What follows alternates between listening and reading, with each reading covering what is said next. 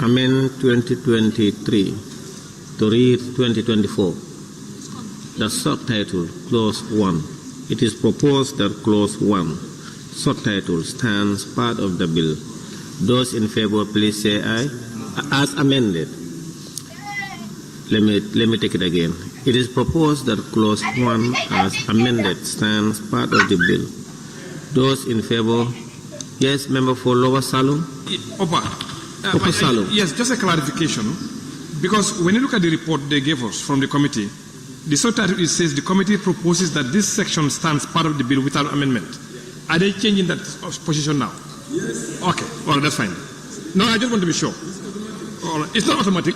That's what you recommended, that's why I'm asking. The time has elapsed, that's why we are recommending 2020. Okay, perfect.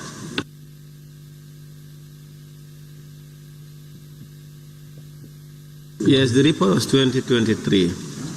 And okay, they want to amend the report as well. It is proposed that Clause 1, subtitle, as amended, stands part of the bill. Those in favor, please say aye. Those not in favor, please say no. The ayes have it. Clause 2, Amendment of the Legal Practitioners Act 2016. Honourable Member.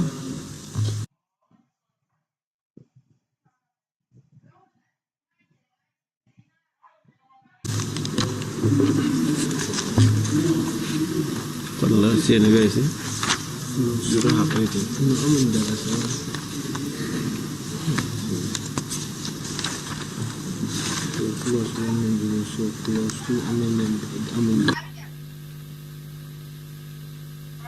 It is proposed that Clause 2 stands part of the bill. Those in favor, please say aye. Those not in favor, please say no. The ayes have it. Clause 3, Amendment of Section 2. Shall we have a little suggestion there? That is,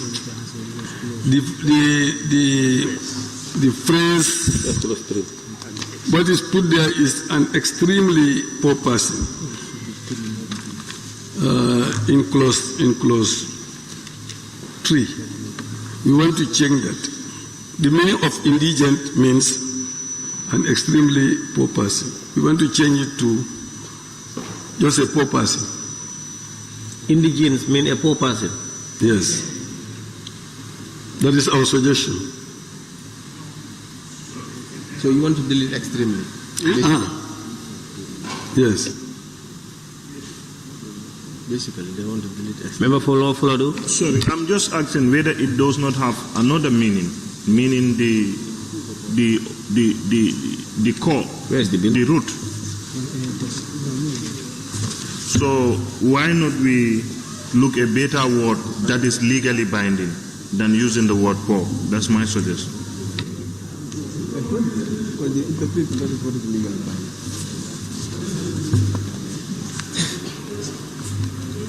Honorable AG.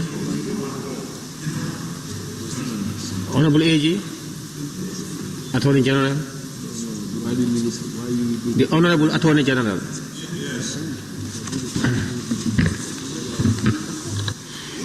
Yes.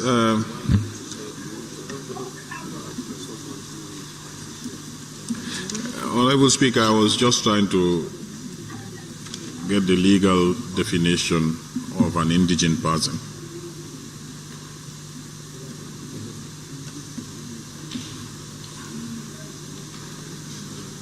Actually, it's a person so poor and needy that he or she cannot provide the necessities of life.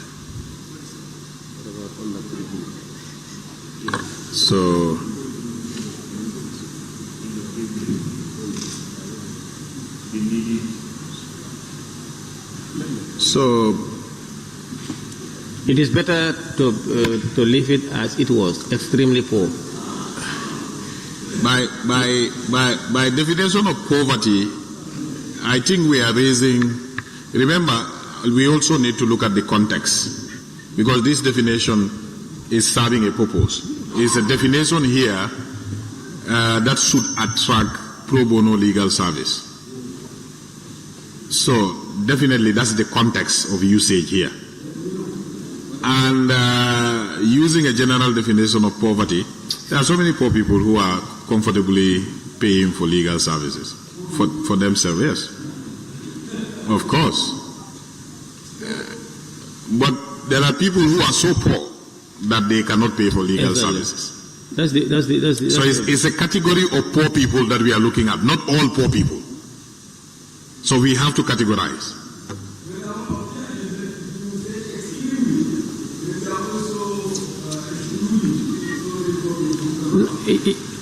Honorable Chair, I think the objective is not to include all poor people. Is to exclude some and get some. The objective is to categorize them as indicated. Because if you leave it open-ended, poor person, it becomes a problem. I think, Honorable Chair, the issue is around affordability. If a poor person cannot afford, should be assisted. Well, if you want to peg it on extremity, that means you are excluding a good proportion of the people who cannot afford. If you also leave it as a poor person, what is at stake will you use to determine the level of poverty that the person could not. But when there is a qualifying to say that so poor or extremely poor, yeah, but that is easier to probably deal with than when it is general. You are talking about measurement. How do you measure that? That's another question that I may not be able to answer. Central Body.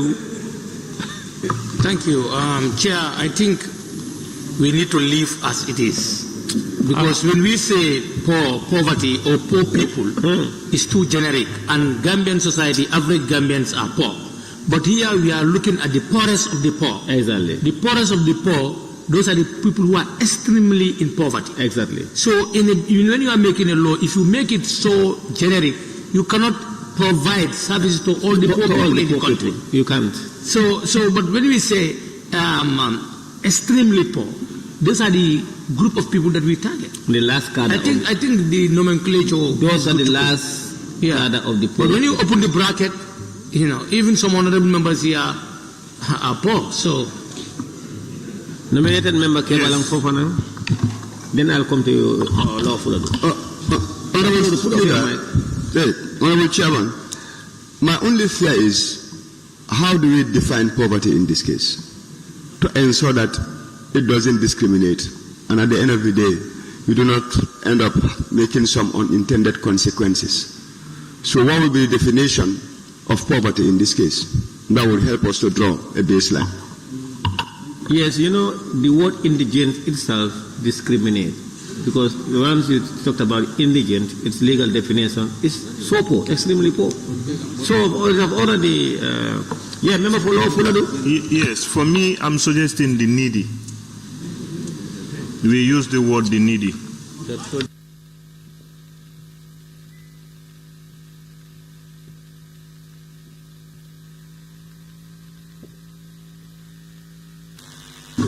Honorable member for Woolly East, I think it is better if we can leave it as it is. Attorney General? Yes. So, again, honorable member, we are defining indigent. And that word was chosen for a purpose. Otherwise, we would have just used poor. And an indigent person is somebody who cannot even provide for basic necessities of life, food, clothes, and so on. And the definition of that, is extreme poverty. That's not just poverty. That's extreme poverty. If I can provide, little food for my family, but I cannot pay a legal person, are you going to help me? If you can, and I'm now in trouble. I'm accused of murder, or I'm accused of something like rape or something. Oh no, that's different. Remember we have a Legal Aid Act, so we need to understand the way we offer pro bono legal services to the members of the community. The state-sponsored pro bono legal service is also available. This one is for the private bar, private members of the bar also to join that. So them also to offer free legal service to the community. So for members of the public who are charged with capital serious offenses and cannot afford a lawyer for themselves, the state intervenes. And that's a state-sponsored legal, pro bono legal service. This is for private legal practitioners. We want them to look at extremely poor people also.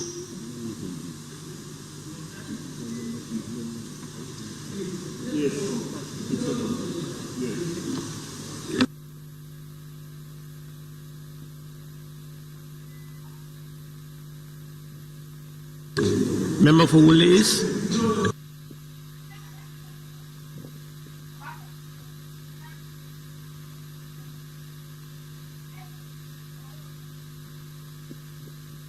Member, please. Yes. Member for Woolies. Member for Woolies. Use your mic. I said we can move. I think we are convinced. We keep it at extremely poor. That's what they want to take care of. What? 3? 3, yeah. It is proposed that clause 3 stands part of the bill without amendment. Sorry. You have a further amendment to that.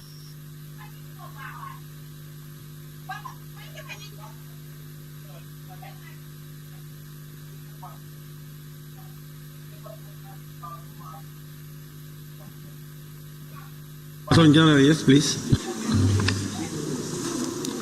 Attorney General, please. It's fine. Oh, okay. It is proposed that clause 3 without amendment stands part of the bill. Those in favor, please say aye. Those not in favor, please say no. The ayes have it. Clerk. Clause 4. New section 3A.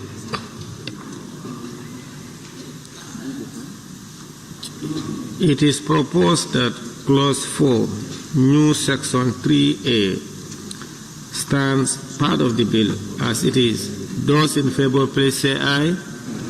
Those not in favor, please say no. The ayes have it. Clause 5. Amendment of section 4.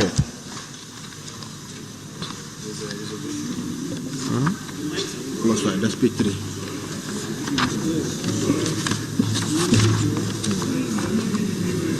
Clause 5, amendment of section 4. Member for Lower Fuladu? Member for Lower Fuladu, please. Yes, thank you. Are we reading different? Because I think the next one is professional principle. No, clauses that are affected only. Okay. That was clause 4. Thank you. Member for Woolly is on clause 5. Clause 5, we have some suggestion there.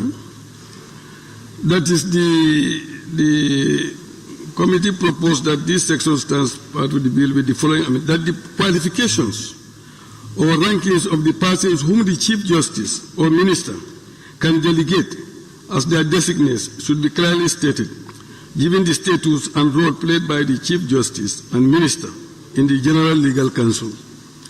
So what they put here is just, I don't know, what is it? Lay person. They're saying a lay person with the unaccomplished something background. So we suggesting that,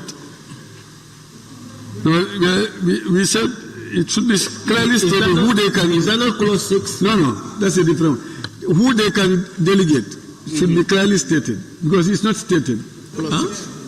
Should it be their vice or should it be... No, member, minority leader and member for Brikamanot. Well, what is reading, that is amendment of section 5. Right now, that is in clause 6. No, we are in 5. I'm coming. What you are reading, that's amendment to section 5, and that's clause 6. So here we are at clause 5, amendment to section 4. There is no amendment you are proposing for amendment to section 4. No. We've jumped 4. We are now in 5. Clause 5, amendment to 4. You are missing the point. Where in clause 5, amendment to 4, section 4. No, where in clause 5. You know, member for Woodley East, clause 5 is amendment of section 4. Clause 6 is amendment of section 5. Amendment of section 4, that's clause 5. It is proposed that clause 5, amendment of section 4. Majority Leader. Yes, I want to ask the chairman, Swebo,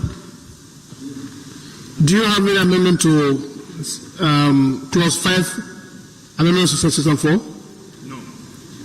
In the report.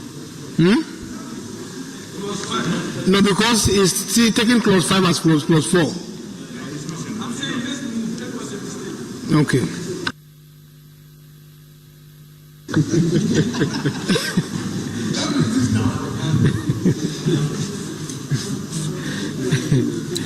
It is proposed that clause 5, amendments of section 4, stands part of the bill. Those in favor, please say aye. Those not in favor, please say no. The ayes have it. Clause 6, amendment of section 5. Clause 6, amendment of section 5. That the designates should be clearly stated rather than just a lay person. Because we're saying the role played by the Chief Justice and Minister at the Legal Council are very important roles.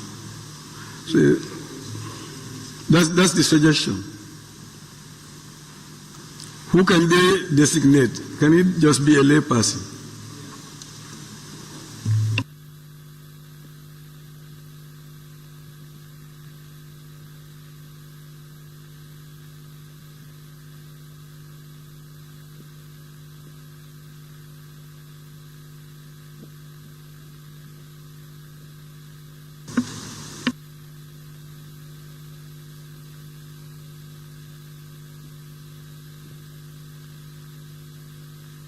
Honorable Attorney General.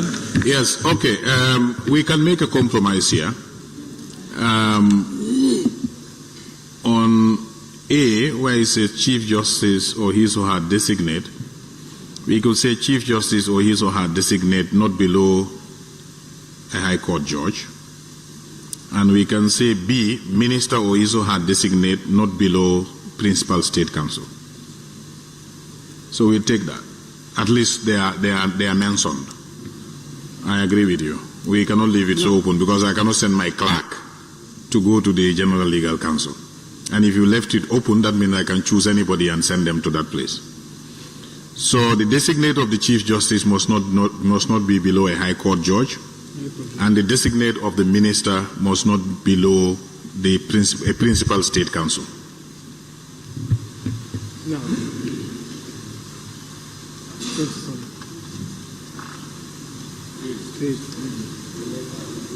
So how would you need to interpret them?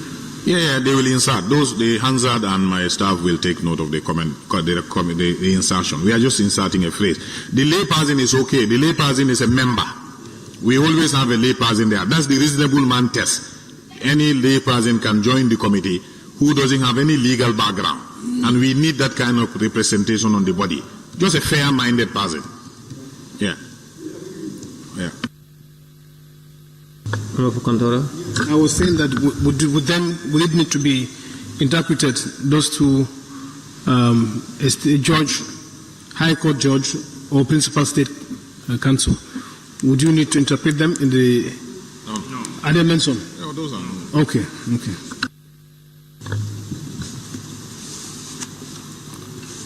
Honorable members, it is proposed that Clause 6, Amendment of Section 5, stands, as amended, stands part of the bill. Those in favor, please say aye. Those not in favor, please say no. The ayes have it. Clause 7, amendment of section 7. Clause 7.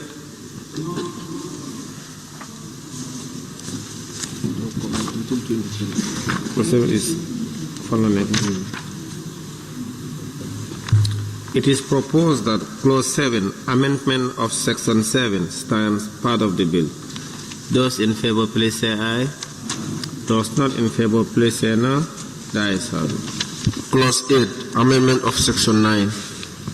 Clause 8, amendment of Section 9. Member for Woolies? No comment. Until 23. Okay. It is proposed that Clause 8, amendment of Section 9, stands part of the bill. Those in favor, please say aye. Those not in favor, please say no. The ayes have it. Clause 9, amendment of section 13A. Sorry, Clause 9, new section 13A.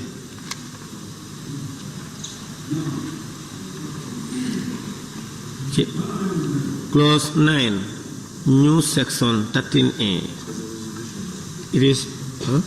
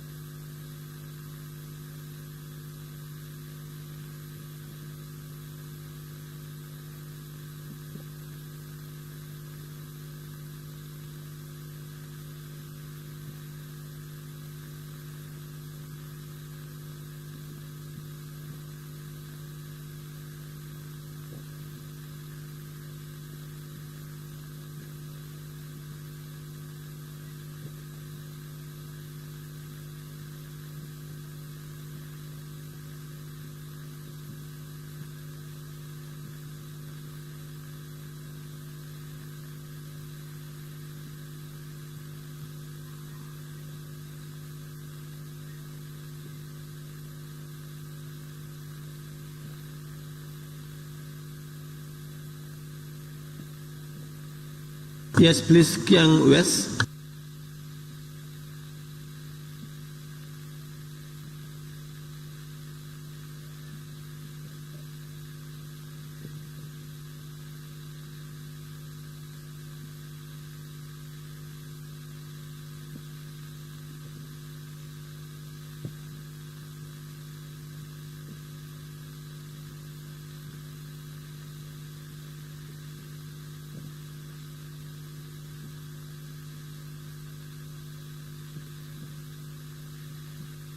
You know, these are technical. Is when you dealing with it, it's very technical.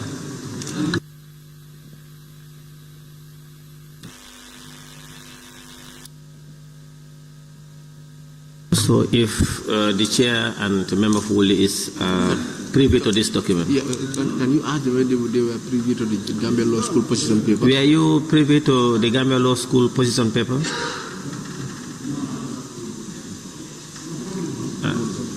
The other guy said.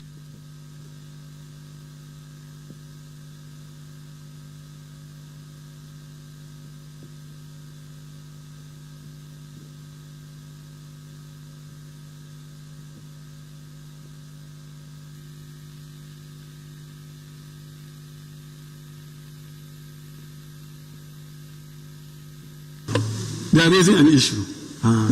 What is the issue?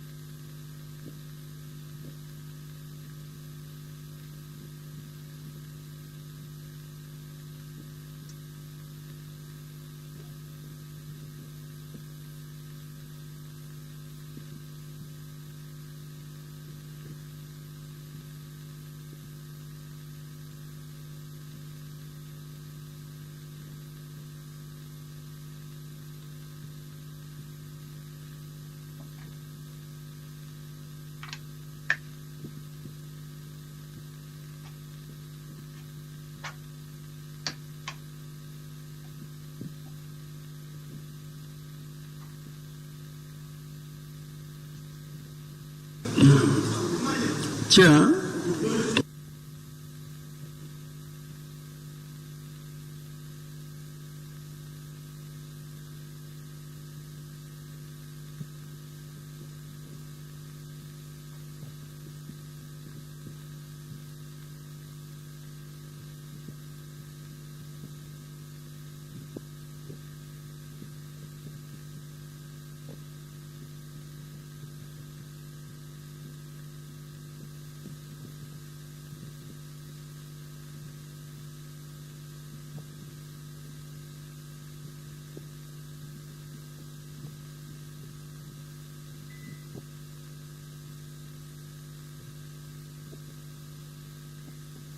Yes, member for Woolly East.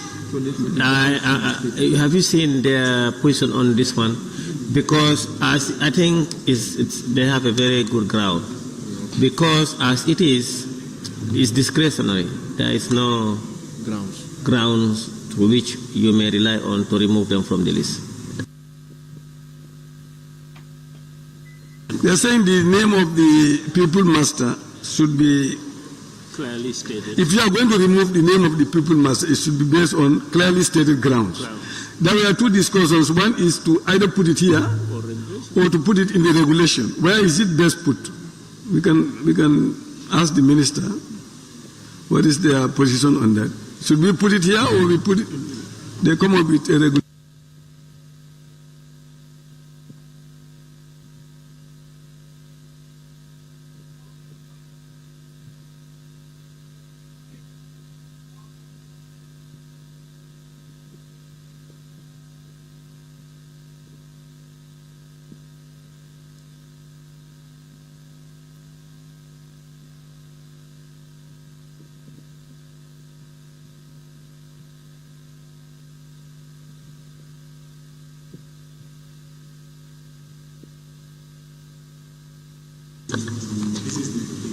Attorney General, please. Pupil master issue is about the attachment of law students to law firms. We will deal with that in a subsidiary legislation or under a scheme, not necessarily in the legislation. We have the pupillage rules and other things, so that will be catered for elsewhere.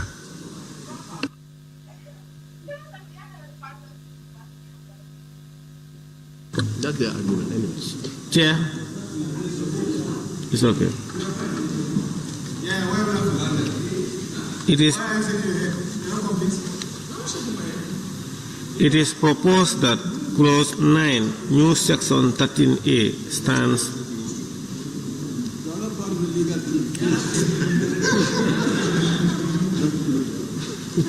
Can we proceed? It is proposed that clause 9, new section 13A stands part of the bill. Those in favor, please say aye. Those not in favor, please say no. The ayes have it. Clerk? Clause 10, amendment of section 15.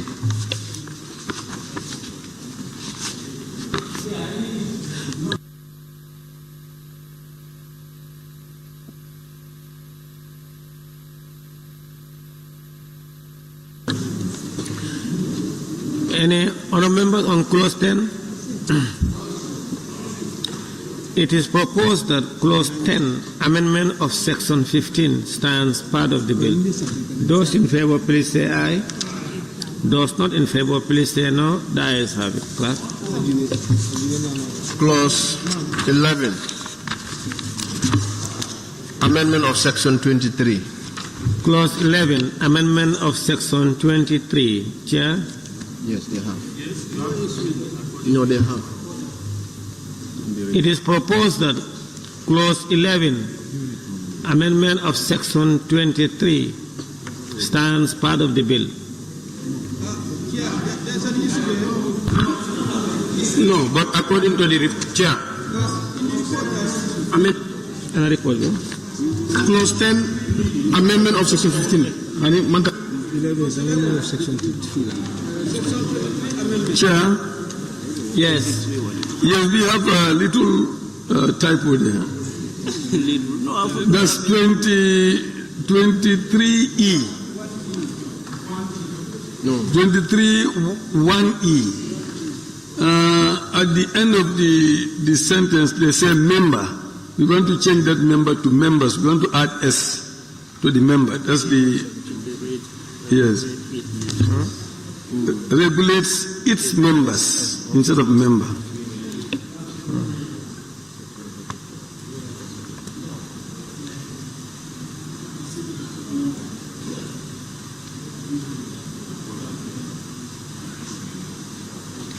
That regulates its members. No, it's okay. It's acceptable. Is that all? In this instance. It is proposed that clause 11. Clause 11, yes. It is proposed that clause 11. Yes. Who is? Someone is using the mic. Okay, Yeah, I just want to observe on section 23. That reads A, on the payment of a prescribed fee. I was thinking if we can have a specific fee attached in the regulations.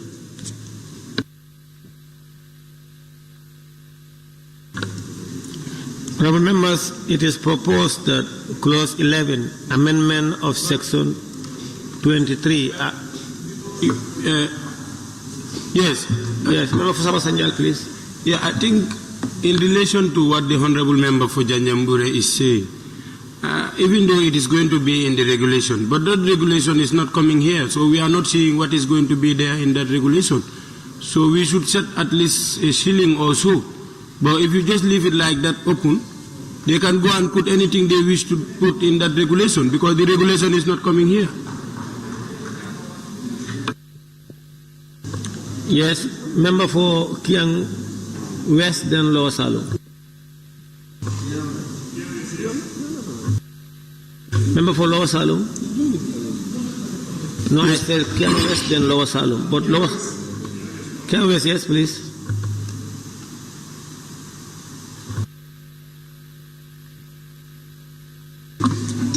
I should not graduate from this running.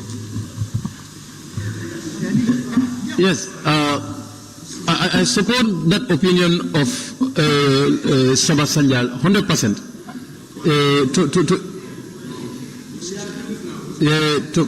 To be honest, it's important we put a cylinder because regulations are big problems to us. I think, in fact, we are coming up to remedy that situation so that your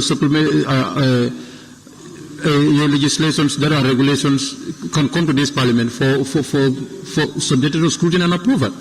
Because otherwise your regulation is everything. You put this in the bill, but regulation is everything that implements the policy. And they go and put anything there. So he got it correct. So let's do that with no further debate. I will appeal to members.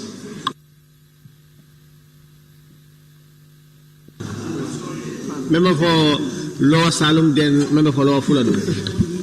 Thank you, Honorable Chair. Honorable Chair, I think we are guided by the standing order here. Clause 73.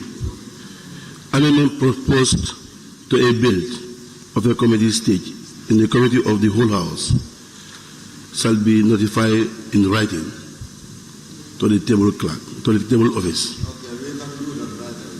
The deadline of notifying amendment proposed to a bill in the committee stage in the committee of whole House, assembly is 4 p.m. on the date before the date appointed for the commencement of the committee stage. 4. Any proposed amendment to a bill at the committee stage in the committee of the whole House, notice of which has not been given, shall be handed to the clerk in writing. And each of these people are not doing that. I think we are guided by the standing order.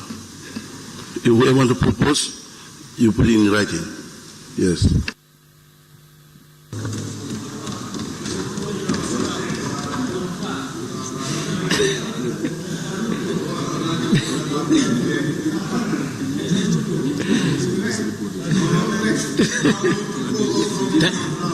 Please, order. Member for Lower Salem, order sustained. Thank you. Janjambure and Sabasanjal, please forward your amendment. Your proposal. No, all those clauses, we only considered amendment from the report, from the committee.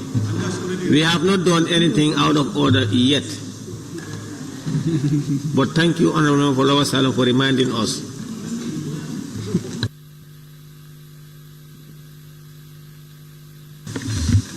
Yes, Chair. Yes, member for Lower Fuladu, then Kantora. Member for Lower Salum is very professional and procedural with recent time.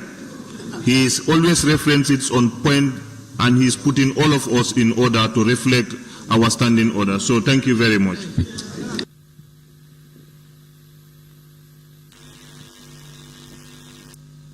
Yes, member for Kantora. Yes, we've had member for Sabasendal and Kiang West. But I'm appealing because had it been is like a punishment sort of, like committing a crime, not exceeding this amount, no less than that, that could really apply here. But in this context, I think it would be good to leave it self-regulated by them themselves. Looking at your longevity in service and also seniority as well, they will be able to guide you the fee that you should pay.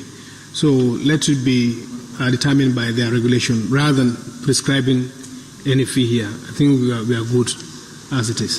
Thank you. Member for Latikunda Sabeji. I'm just referencing to the law school position paper. Is that why we are amendment to section 23? Why are you disturbing everybody here? Honorable Chair, why is he disturbing everybody? Honorable members, please, we are amending section 23. He's in order. I just want to raise that position paper brought forth by the law school.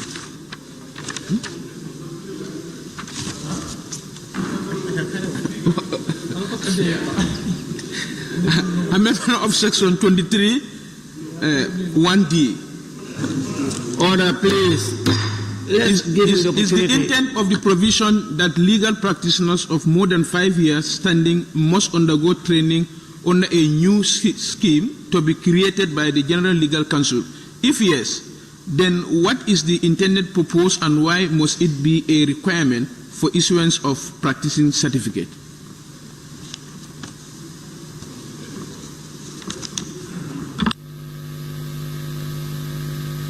Can you please, Member for Latikunda Sabeji, can you please write what he is proposing and submit it to the table? Member for Latikunda Sabeji, if you have a proposal to amendment or inclusion, write and submit it here. Honorable Chair, this is a question directed to the AG. Oh.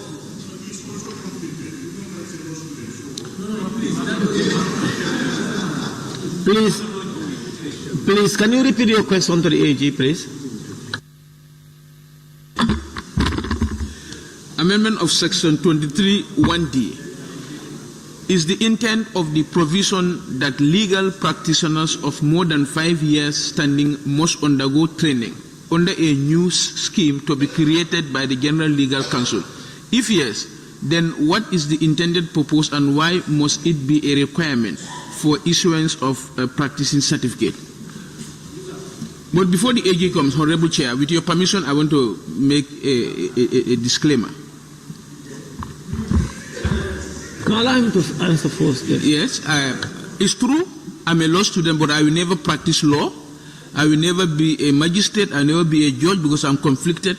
I think section 11 of legal practitioners, you cannot practice law with any other profession. And I love my engineering, okay? Thank you very much.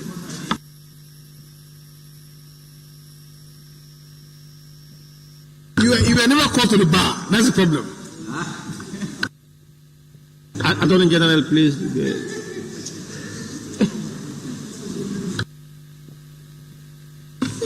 To be honest with you, Honorable Chair, I don't understand the question. Repeat again. I don't know really what he is asking. Honorable, Eji, just listen, you understand. I will read slowly now, word by word. amendment of section 23 1D. Go there. 23(1) Yes. Of the bill on the table or of the principal act? Of the principal act. See, so that is the issue. That means I need to go to that act. Okay, let me read from there. This one is covered. This 23. Look on this unit. 1D here. Please, honorable members, allow him to state his opinion, please. Yeah, continue. Honorable Chair, can you proceed why I go to the bill, please? Read your question. Honorable Chair. Member for Sabasanja. Yes, I think there is already a matter on the table, which we have to decide on first before coming up with any other suggestion. I'm suggesting that we complete with this one first. Yes. I have a submission from the member for Janjambure, amendment of section 23A. And his proposal is that A, on the payment of a prescribed fee, I propose we attach a specific fee or cost. How much?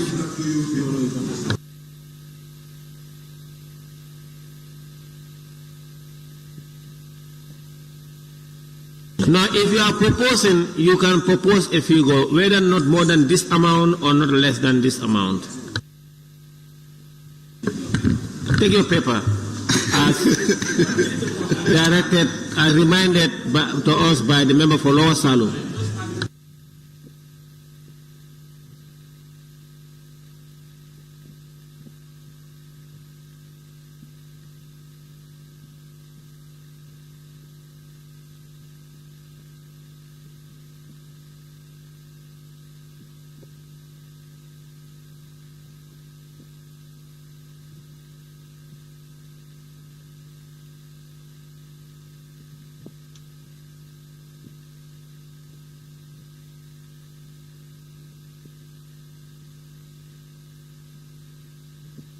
Even this proposal that you are looking at.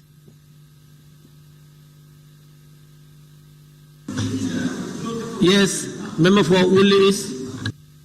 Chair, I'm of the opinion that we should leave that to the regulation, because you see the how do you call it? The money keeps on changing, the economy keeps on changing. Inflation keeps on changing. So if you put a specific amount here, and this money is not going to the consolidated fund, it's just going to stay with the legal counsel.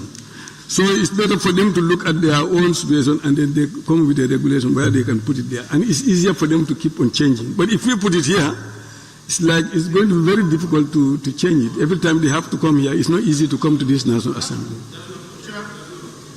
Now what we're going to do is to convince those who are proposing. In the event that they are adamant, then we go out and vote. Member for Kantora? I don't think we resolve at voting. Like I said initially, earlier on, that we are appealing to Member for Sabak Sanjal and Kian West that let them leave this one to regulation, because like if you want them to be restricted to an amount, and some of these people also, they have various yardstick of measuring it. Might be your year of experience, might be your longevity of service, also your qualification vis-a-vis. So all this will put into context. But if you tie them to a particular fee, how about, like you said, what is $5,000 now may not be relevant in the next 5-10 years to come. So basically, they will be having the latitude to be changing based on the economic circumstances where we find ourselves. So it will be in the best interest of the states and the country to for them to use regulation to regulate it. Thank you. Lower Salum. Janjambure. Chair, I think I want to withdraw Thank you very amendment. Much. Yes. Now is the member for Natikuna that is keeping us. He also have the same issues on 23, section 23.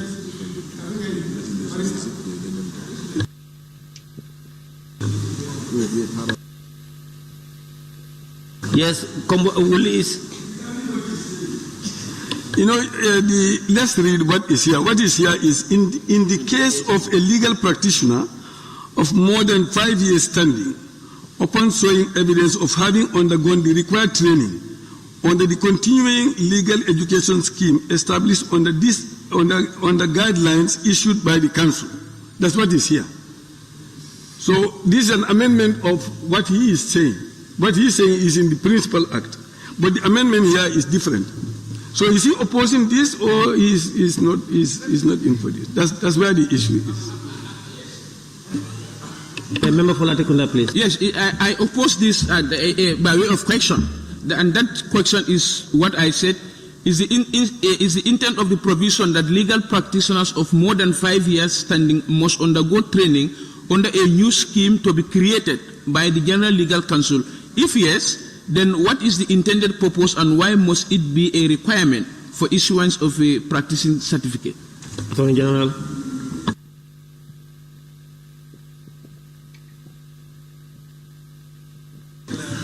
So what are you in doubt? What are you looking for?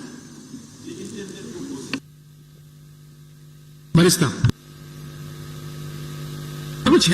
Can you please tell my majority leader to Majority leader and member for Kantora, please.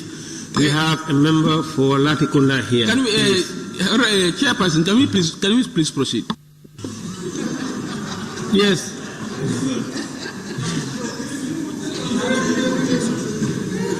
I remember for Latikunda, are you withdrawing? Yes, I'm withdrawing. Let's proceed, please. Thank you. Honorable members, it is proposed that Clause 11, amendments of Section 23, stands part of the bill. Those in favor, please. As amended. Yes. Okay. Yes, S. Oh, the S, yes. There's minor amendment. It is proposed that Clause 11, amendment of Section 23, as amended, stands part of the bill. Those in favor, please say aye. Those not in favor, please say no. The ayes have it. Clerk. Clause 12, amendment of Section 24. Clause 12. They don't have? Chair. Clause 12, amendment of Section 24. It is proposed that Clause 12, amendment of Section 24, stands part of the bill. Those in favor, please say aye. Those not in favor, please say no. The ayes have it. Well. Clause 13, new part 4A. Clause 13, new part 4A. Honorable who is? Please look at the report.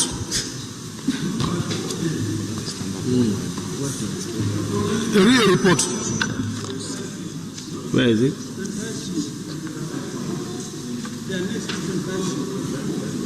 Amendment of section. Said the Principal Act is amended by inserting a new part 5. No, but they're saying without amendment. They recommend without amendment. After part 4. They say without amendment. No, they didn't say without amendment, no. Got it here. Where is that? Here, this. Yes. They got it here. The committee proposed this section stand part of the bill without amendment. No. No, what is it? Oh, this 25C is... It's on the part, or it's under that part? The 25C is on this part. Member Kantora, please. Swaibu, take your time. You have to get us in this report. It is in the report. So just tell us that for us to follow you. Point of order. Yes, I'm writing a point of order. The majority is out of point order. Of order? You can call Swaibu. Please. That's out of order. Which order are you writing that? He's out of order. Which You cannot call a member by name. You cannot call a member by name. That's out of order. Yeah. Thank you. Order, please. Order sustained. Member for Kantora, you cannot call him by his name. Call him by his constituency. Please, Majority Leader, go ahead. Member for Woolley is, right? Member for Woolley is chairman. So please take us through. You said part 5A, free legal service to indigent persons in brackets. So what are you trying to achieve here?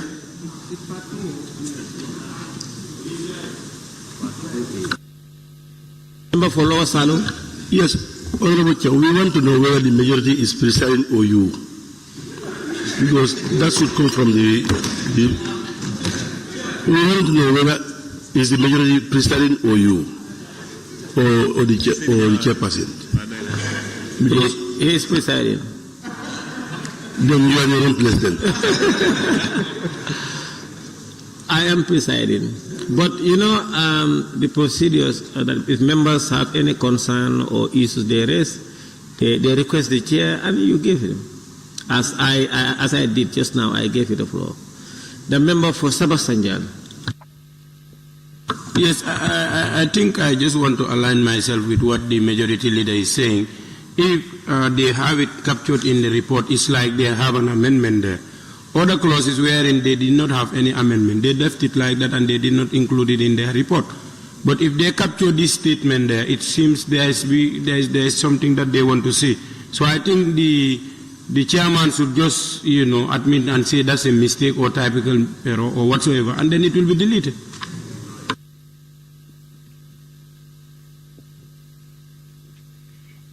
The member for Brikama North and Minority Leader. Yeah, I think yes, they are right. There is something that is written on the new part 4.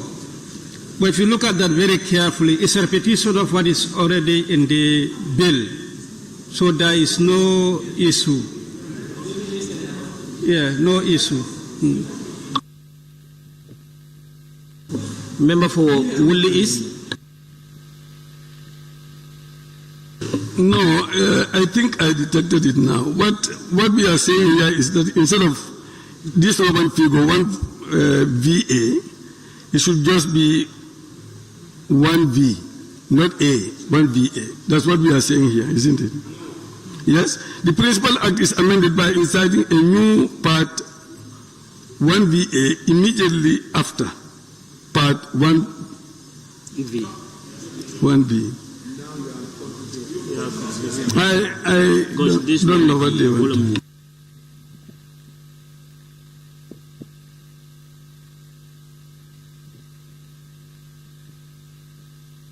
No, seriously, I thought we have nothing there.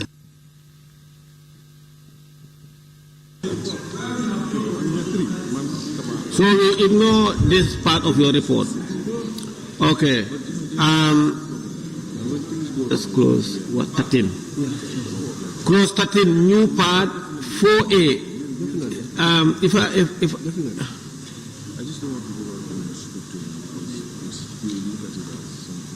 now, member for Woodley East. They are consulting. Yes. So what is there is that we have part 4A should come after. It's a new part that they wanted to create. A new part. Yes.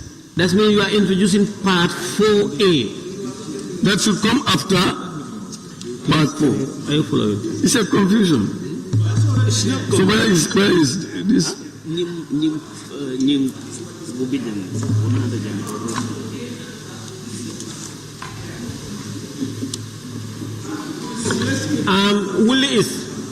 Willis, because you are saying new part 4A, do you have new part 4B or new part 4? Because what I am saying is that the principal, the amendment bill is having part 4A. That's what it says. Part 4A. So now if you come and say immediately after that, after part 4. We delete this one. So, yes, so I think we just delete it. Now. We are recommending that we respond from our report. Thank you. Member for Jara Central. That's fine. Let's go. Okay. The error is from the report. So now it is proposed that part 30. Sorry, Chair, I think we should separate the A from the Roman figure 4 so that it can be readable. But like it stands, it means nothing. Thank you. Yeah, I think, yes, procedurally, Woolley is, so please, you have to move a motion for us to expunge this thing. Move a motion for us to expunge this thing from the report. We are considering your report alongside with the bill. It's not circumstance. Okay.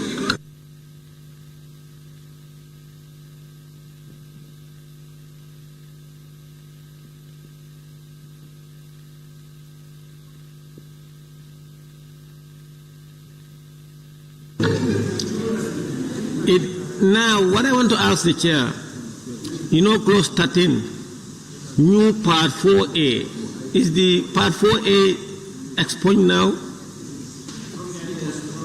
No. Yes, Sabasaja. Chair, what he is trying to say is, what they have captured in their report might have been a typical error or whatsoever. It is just expunged from, is copied from the bill and pasted in their report. So now, the amendment as it is on the bill will now stand. That is what he wants to put.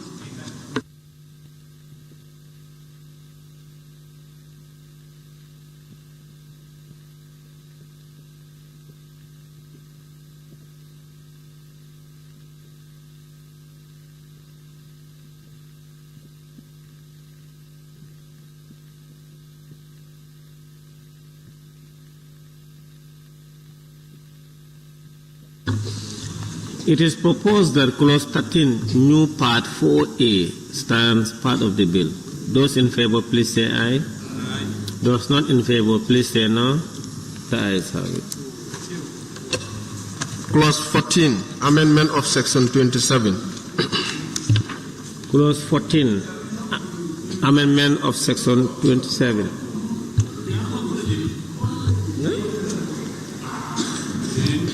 Part 14.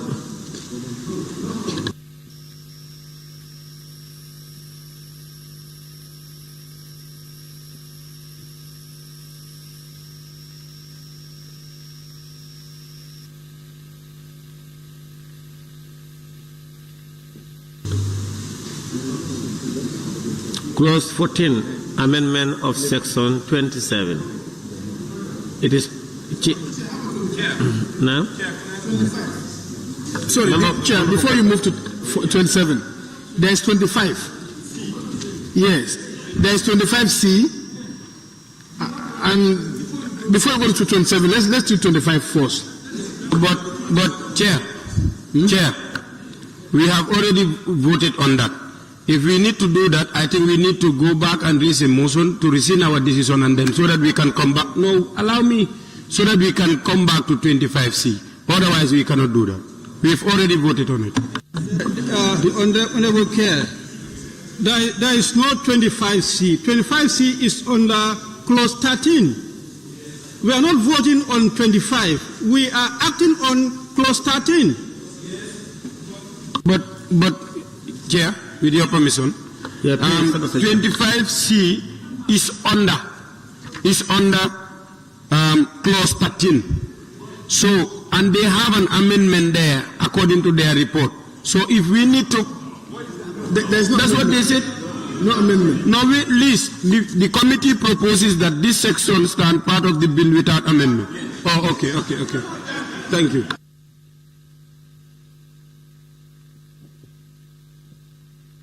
Sorry, Chair, that was a mistake.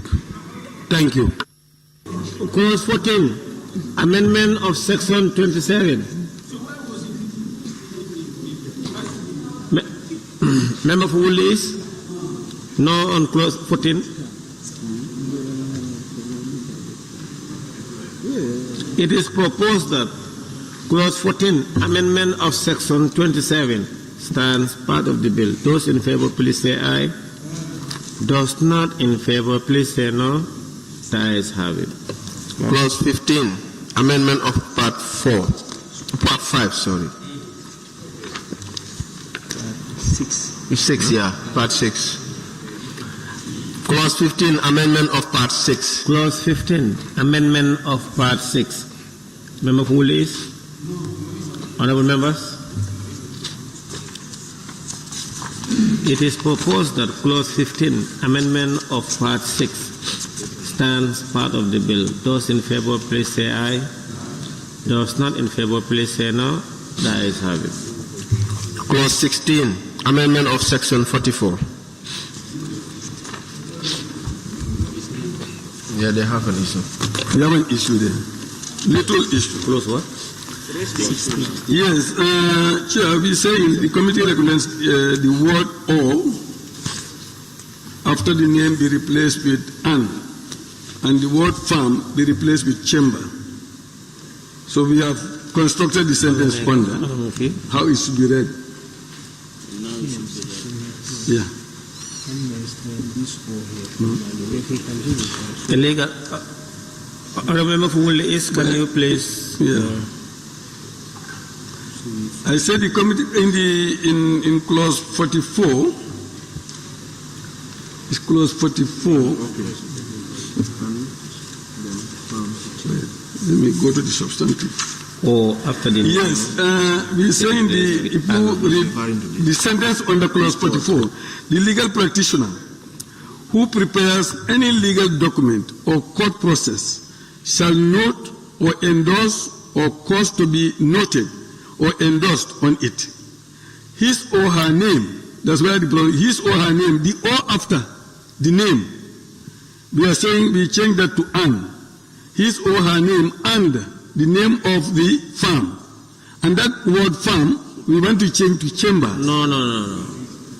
Let me explain with your permission. Oh, okay. Yeah, please. That "or" is deliberate. That "or" is deliberate. It's an either-or situation. You either sign in your name or your firm. Why chamber? So his or her name is one, and then you have "or" your firm, name of your firm. No, Chair, our discussion was that not only the name, it should not be an "or," it should be both your name and your firm. No, what he is saying. No, I hear what he is saying. He is saying we should either put the name or we put the firm. We are saying you should put the name and the firm. Yeah, that's what we are saying. Yeah, that's what they are recommending. No, wait. Member for Cantora. Yeah, okay, looking at the amendment of what they are saying, the "or" versus the "and" and also "firm." But why do you want the chamber there, not instead of firm? Because they have law firm. Do you have law chambers? What's wrong with law firms? Put your name there.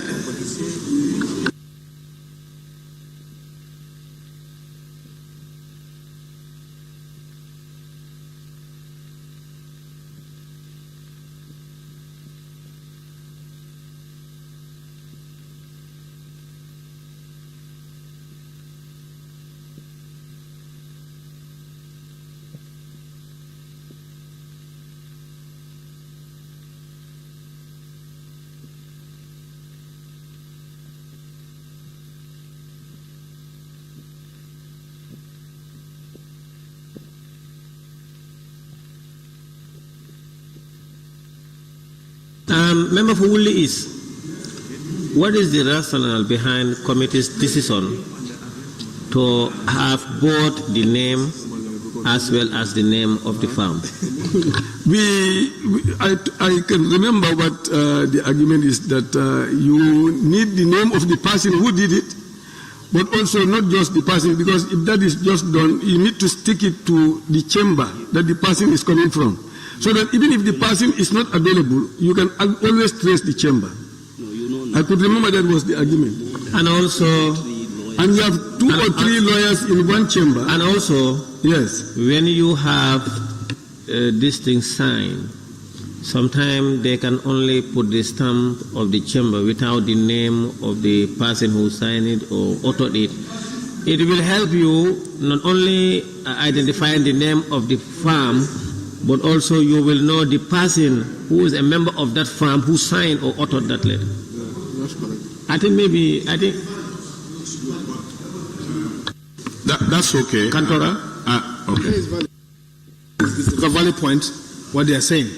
But then let's hear from the Minister for Justice. Attorney General? No, we have no problem personally with that requirement. The only situation that it is not going to cover is if you have a legal practitioner who is not working in a law firm and prepares a legal document, he can only endorse his name because he's not in a law firm. Like me as Attorney General right now, I am not allowed to practice law for a fee because I'm a public lawyer. I'm working in government. So if I choose to do a deed of assignment for you, I cannot receive a dime for it. I cannot charge for it. But I can do it for you on gratis. And I'm required to put it on the face of the document that I did this for gratis. But I mean, at least I'm even better. I am heading a law chamber, government law chamber, but I can only use that chamber's name for official function. So when I do a private work, I will not be able to use Attorney General's chambers as a firm that did it because Attorney General did not act for you officially. You see, and there are lawyers that are not working in law firms, they are working other places, but they can still do legal documents.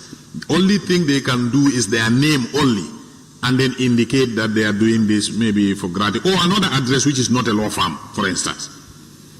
So if we say your name and your law firm specific, it's fine, but probably we need another clause to cater for a situation where somebody, a lawyer that is not working in a law firm, that he need to indicate his name, because this is specific, but I think this is okay because this is specific for court processes.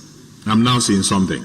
This is only for court processes. If you are not practicing in a law firm, and legal, they are both there. They are both. Now, what you could do, Attorney General? So we may need maybe one more line. No, Attorney General, where they said his or her name and the name and or the name of the firm or address.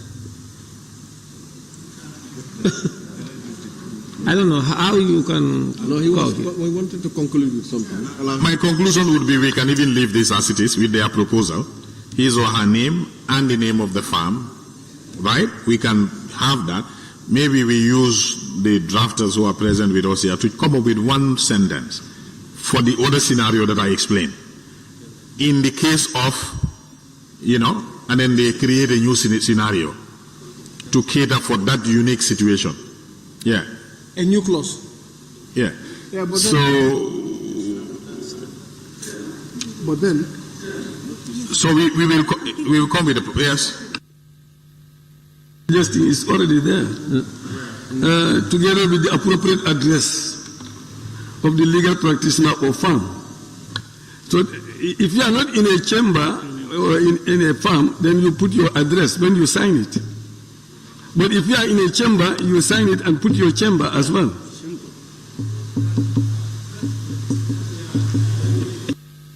Member for Sabastanjal. We'll now go to Sabastanjal. My problem here is the use of chamber and firm. I think it's better we maintain one because he is saying chamber and the Attorney General is saying firm. I don't know which is which. It's better we maintain one at least. Attorney General, yes. Use your mic. Attorney General, yes.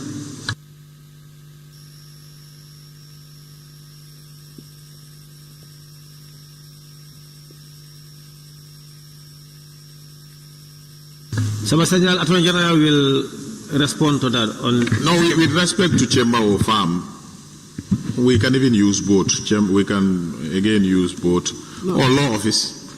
Yes, but I think in Gambia the word chamber is more common than firm. Yeah, but sometimes the chambers nowadays do more than just necessarily chamber job. Law firm is broader because they do consultancies, legal consultancies and other works. That's just more than just merely going to court.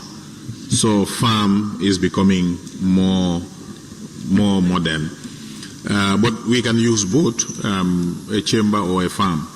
But most law firms go beyond just normal traditional legal practice. They do consultancies. It's better we use firm. Firm, which covers chamber and any other work.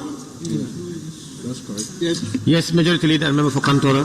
Yes, Member for Woolly East has raised that the point raised by the Minister has been addressed, but I don't think it's addressed. If you look at it, say legal practitioner who prepares any legal document or a court process shall note or endorse on a cause to be noted or endorse on it his or her name or the name of the firm by which he or she is employed, together with the address.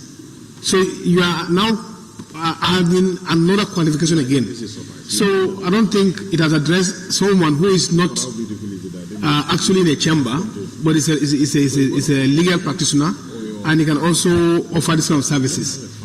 So let's also have a new clause, like he said.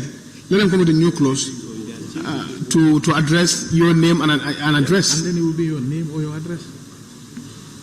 Because you are asking them together with all the criteria we set, it must be accompanied by this also your address as well. Together. Name and yes. Together.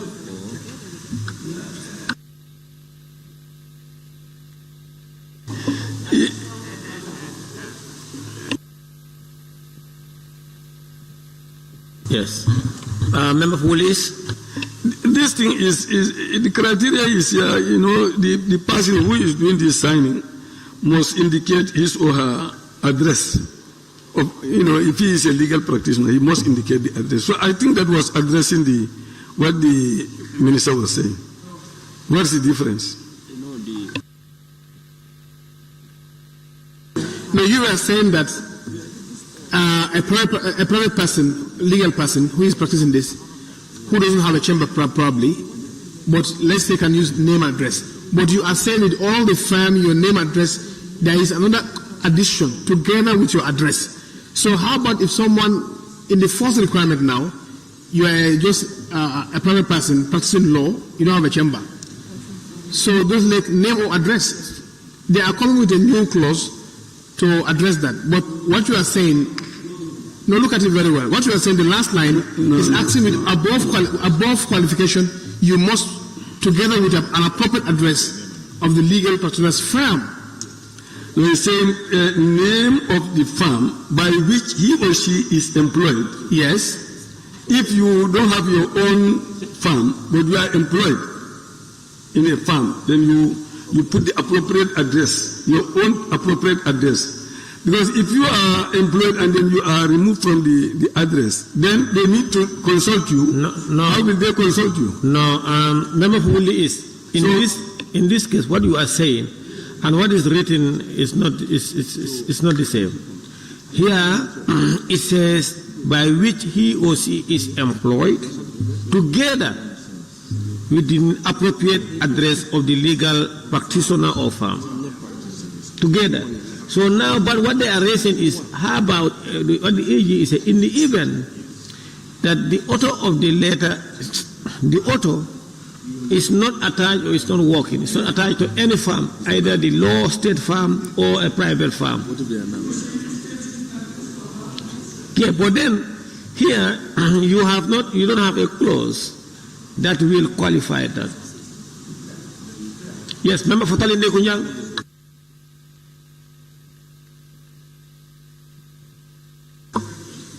Kalinde Kunyang, please. No problem. Yes, I was saying this clause, like the AG was saying, it fits the purpose. What do not fit is their amendment. If they bring the amendment, that means that line they are suggesting will come.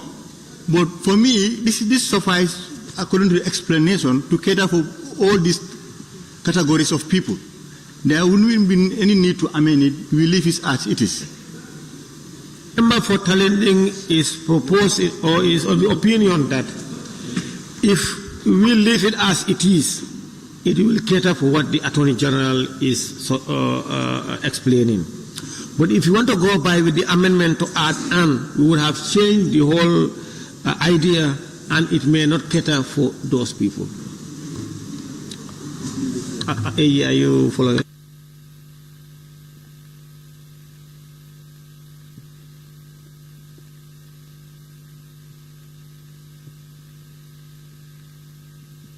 Now we will go to Saramenteng, then to you. Sorry, Sarakuna, then to you. Yes, Honorable Chair, I think I quite agree with both proposals from member for Talini and of course the Honorable Minister, as he said, based on his explanation, that in an event where the person is not having any farm or chamber, it might bring some issues that when the person has been moved to another chamber whatsoever. So I think the best thing is we leave as it is, based on his explanation, because it is clearly explained. Member for Serekunda, please. Yeah, as what the AG said, so I would like to ask, how common is it, that scenario? How common? Is that common for someone? It's not a frequent thing. Because generally, the way the practice is regulated, if you are in private practice, you are expected to operate from a farm or a chamber. So the scenario that I gave is not common, but the more lawyers we are going to have in town, the more prevalent that is going to be. Will that not also create an avenue for briefcase lawyers as well? Generally, in fact, private practitioners are encouraged to operate from an office. That's the way our profession is regulated. You cannot operate from the street. You have to operate from an office. No. But what the member for Serekunda is saying, not necessarily do we have a legal framework or whatever that regulate or that put a mandatory on legal practitioners to operate within a farm or a chamber. So you've indicated that the more lawyers we have, the more probably likelihood that it may prevail. There may be the prevalence of it might be in increase. So how do you cater for those ones? Well, like we were trying to say, what I would propose, if we, with your permission, if we can move on, the way this clause is proposed in the bill, we recommend we leave it as that. And then we try to either cater for what you are proposing, and then by the time we get to this process, we can come back to this clause. We'll either have to cater for you, leave this as it is, or we take your suggestion and then we cater for the other situation that we are looking at. But we will come up with a proposal. The team is working on different scenarios. Yes, Member Kevalang Fofana. Yeah, Mr. Chairman, you preempted my mind, because what I was going to ask is, the Minister did say that, legal practitioners are encouraged to work from a firm. So that encouragement, I was going to ask whether you have any intent of making it mandatory or coming up. The honourable member is posing a question to the Attorney General and you are engaging him. I'm saying the chairman somehow did preempted my mind. In your statement, you did indicate that legal practitioners are encouraged, quote unquote, to work from an established firm. So I was asking whether the minister have any intentions of regulating it, to enforce it, and make sure that it becomes legally binding. And what is the standard practice? How is it really regulated within other jurisdictions? Attorney General. That's strictly enforced. All lawyers must operate from a law firm. If you are going to practice it as a profession. And in fact, if you remember the scenario I was giving, maybe lawyers that are working in other sectors, not in private practice per se, but maybe they are working in other companies or other businesses, in banks or in government offices or private sector. But if you are going to practice law as your trade, you have to operate from a chamber, and there is a regulation of how a chamber should look like, what is the minimum requirement, and so on and so forth. Now, Attorney General, now, okay. Yeah, then in that case, if you look at the proposed amendments, I think the proposal of the committee best fits the scenario. Because if you say his or her name or, the moment you say or, you are giving them alternatives. And then, as the honorable member said, we can have briefcase lawyers. So if at all they must strictly work from a firm, it should be an. which will add an extra layer of what? Restriction. Thank you. Now, the Attorney General also talked about people who are working with the state farm or others in the private sectors or in other institutions, their legal department, banks, so on and so forth. And legally, they are not allowed to operate within a private law firm. But in the event that they are doing those conveyances or those legal documents, they have to author them. How do we cater for them?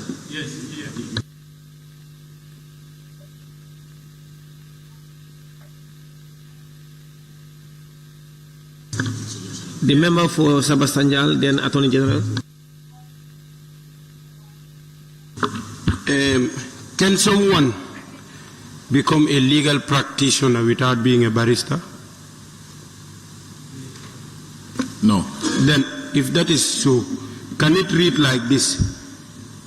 A legal practitioner who prepares any legal document or court process shall note or endorse or cause to be noted or endorse on it his or her name or the name of the said barrister, firm by which he or she is employed, together with the appropriate address of the legal practitioner to the firm. The compromise position that I am thinking of is just to settle for the committee's amendment.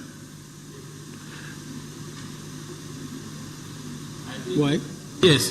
Yeah, the and that they are using, it means by legislation now, if you work for a firm, you put your name and the name of your firm. If you are doing a private work, you are not in a firm, probably you go to a firm to have them endorse the private work that you are doing. Yes. Because we can do that too. I can make a document and send it to a lawyer for him to endorse it under his firm's name. Yeah. Member for Kantora and Majority Leader. Yeah. I think this is interesting. The message just said that with the prevalence of, many law students graduating, and for us to also bear in mind legislation. We're not just legislating for now, but for posterity as well. So how do you cater for such scenarios? And I really appreciate your thought, in that scenario. It's a well thought idea. But now, if you want to settle for the amendment of the committee now, you are throwing your own ideas. Well, what we are doing here is negotiation. I mean, we look at points and agree to disagree. So I know this issue very well. When I was in private practice, I faced it in court. I've seen, not my chamber, but I've seen chambers that have issues with the court over this issue. And I was there. I don't want to go into the details, but it's a real issue. And I can understand. I don't know who approached the committee, but it's a real issue. It's a real issue. And they couldn't have known this on their own. I'm sure they were consulted. All right? So that's why I don't want to completely dispel their suggestion. It's an issue. It's an issue. I don't know how you got to know it, but that's why I said I can compromise for that situation and cater for another situation where possible. Otherwise, I can settle for their suggestion. Wow. I will come to Sabasanya, nominated member, then the committee. Okay. Yes. Chair, I think this, if the Attorney General can hear me well, probably the situation wherein a legal practitioner is not under a firm will be captured here. Immediately after where you don't need to add "and" with me, with my own suggestion. Come back to your place. Immediately after you have his or her name or the name, now you add the name of the legal practitioner or the firm by which he or she is employed. Then you capture everybody. We may not be able to use that because you forgot that at the beginning of the sentence we have already got legal practitioner there. And that becomes the subject of the sentence already. Then replace it with a barrister. Member for Sabasanyal, you can write your proposal. Now nominated member Kebalang Fofana. Thank you, Honorable Speaker. General. Now, what I want to say is, I think the committee's proposal will only strengthen or solidify the argument of the minister in saying that we are expecting more legal practitioners in the field. That's why the field should be regulated. It should be regulated. So, and I think adding that extra layer of restriction would only help in the future. But if we leave it open, it wouldn't help. Any Tom, Dick, and there was an example in Kenya when an individual was posing as a lawyer, and he won so many cases. For them to realize that he was never called to the bar, in fact, he doesn't have any legal qualifications. So he is just a type of the briefcase legal practitioner, as the honorable member was referring to. But if at all the restriction is there, that they must be under a registered firm, that would definitely help and protect the people. Thank you. The member for Woolly East. Yeah, that's what I'm saying. If we leave this thing as it is, and then the minister comes with his second one, and we put it there, that serves everybody. So I agree with him entirely, really.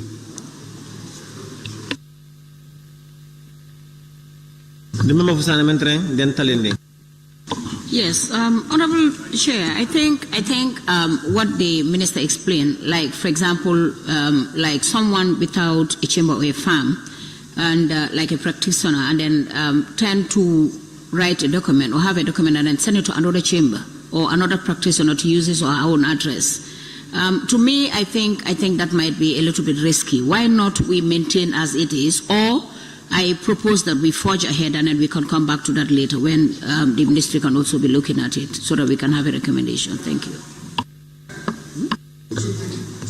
Member for Talending, please. Yes, thank you, Chair. Yes, I was thinking like in a country where we want to make legal service accessible to everyone.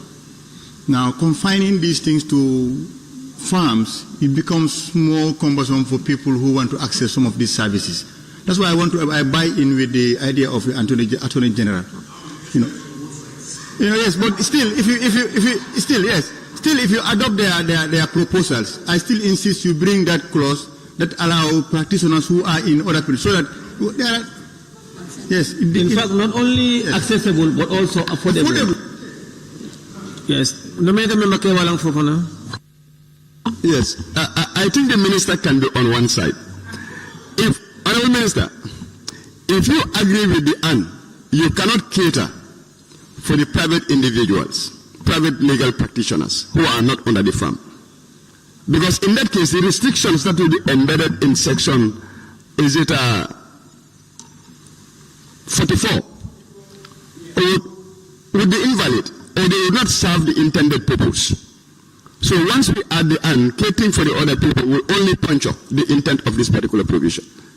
Yes, we know people should have access to legal representation, but we shouldn't use convenience to really puncture the dictates of quality dispensation. And the safeguards are just there to maintain that.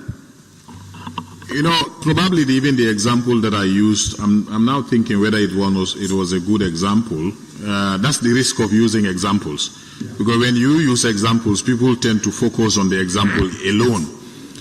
But the thing is, if you are called to the bar and enrolled to practice law in a jurisdiction, by that call and enrollment, you are now authorized to prepare legal documents. And if we now, as the committee proposes, if we now say your legal document will now only be authentic if you put your name and law firm, like I stated earlier, those that are not working in a law firm but are still qualified legal practitioners and are competent to issue legal documents will be restrained.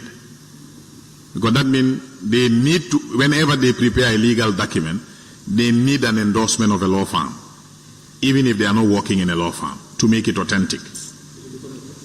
And it's going to restrict quite a number of lawyers that are not practicing from a law firm. And it will be more expensive. They may be practicing law because they are competent, qualified, and found to be proper, fit and proper to issue legal documents. But they may be a director in an SOE. All right?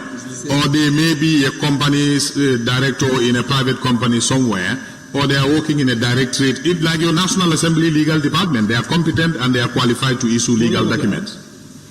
But they are not operating from a law firm.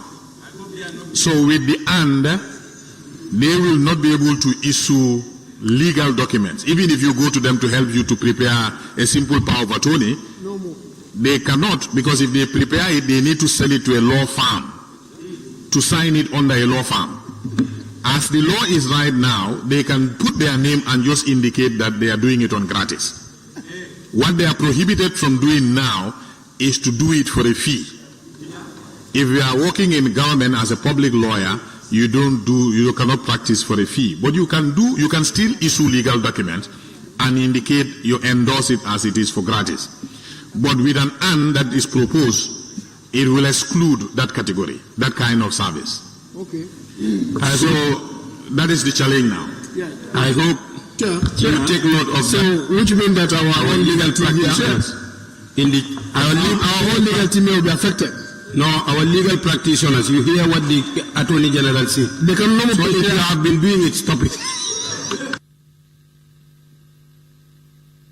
Now, before going to nominate Member Kewalang Fokon, there is a proposal. Okay, I will allow nominate Member Kewalang Fokon and go to the committee and read the proposal from the member for Sabah Sanjal. I just want to tell the Honorable Minister that it's bad to use examples, as he earlier stated. And he used another bad example. Thank you.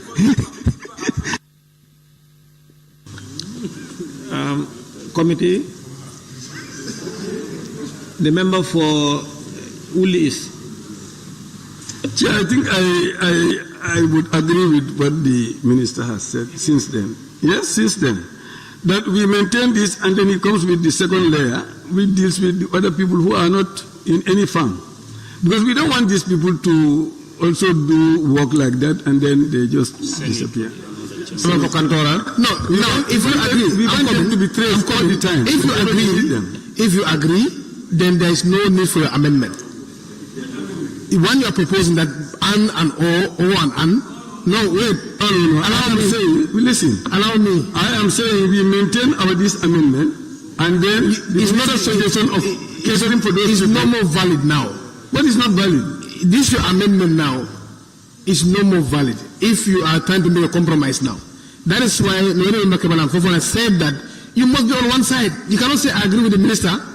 I also agree with your proposal. Chair, you know he is not the chair. He's taking the role of the chair. Please. Okay, honorable members, can I read a proposal from the member for Sabah Sanjal? There is a proposal. Diba? Mr. Bide, Council. Council, order. AG, your team, tell them to be. There is a proposal from the member for Sabah Sanjal, and it reads, a legal practitioner, committee member, please, a legal practitioner who prepares any legal document or court process shall note or endorse or cause to be noted or endorsed on it his or her name or the name of the practitioner or of the firm by which he or she is employed, together with the appropriate address of the legal practitioner or the firm. He is adding practitioner. I try to explain this. Yes, I'm trying to explain this. That insertion serves no purpose because we already said a legal practitioner, and then we said his or her. We are still referring to the same person. So if you bring a practitioner after the name, you are still saying the same thing. It's not adding anything. Sabah Sanjal? That's his own understanding, but for me, I think that is covering everybody. I think after hearing the proposal from Sabah Sanjal, it's better we stick to what the minister have and hope that in due course the ministry would come up with guidelines that is going to govern the qualitative dispensation of legal practitioning. Let's just leave the "and" out and give them the options as it is provided in the bill. And then progressively, we can monitor its implementation. Yeah. Now, let me go back to the member for Woolly East and the committee, because earlier on, he's agreeing with his recommendation and that of the minister. Now, let him tell us what is his position before I go to the minister finally. In this, and also the minister Yes. come out with a subsection. The reason why we put the "and" there, I could remember, is to not to just allow anybody to write something and disappear. So that's why we are saying the name and the farm. Now, what is? Otherwise, I can just say, if I write something and say, I don't know, something Chambers. Member for Woolly East. Forget about that. The member for Woolly East. So we need the name and the farm. Woolly East, you had so now you are still sticking to your. Yes, okay. And then the minister's suggestion of coming up with the second one, which will take care of people who are not in any chamber. Okay. Lower Salom? I'm always upper. Upper Salom. Thank you. Next time I'll do point of order. But I just want to get clarification. Where does the notary public stand in this situation? Because sometimes they also some documents really, not really legal service, but we need to also be very clear on where does the notary public also stand in this situation. With their legal documents. Yeah. Sometimes you give them documents to endorse. Attorney General, can you please respond? Attorney General, can you please respond? They are not legal practitioners. We are dealing with legal practitioners here, so that might be dealt with somewhere else. I cannot remember on top of my head, but I think there is a way where they are regulated somewhere different. Yes. Yes, Member Kebalang Fofuna. Honorable Chair, I think Honorable Willie is really missing it. You cannot have it both ways.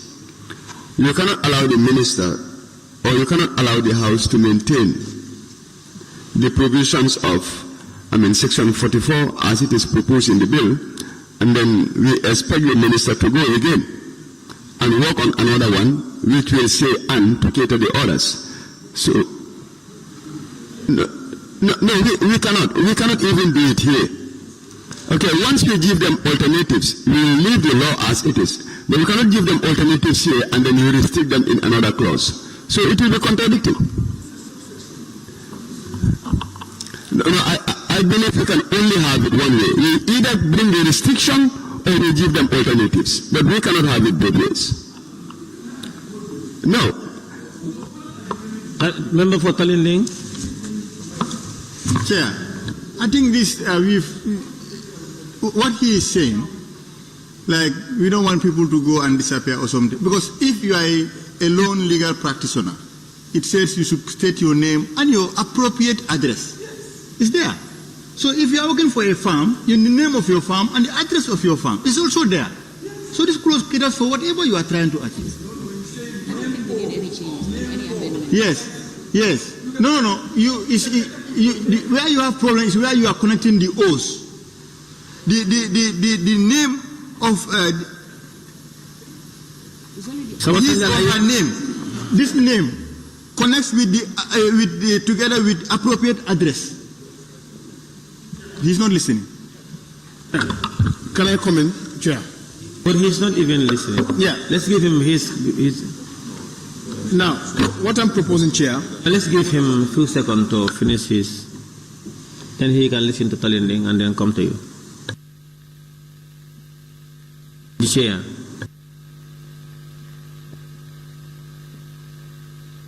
Now, Talinding, you have something for him?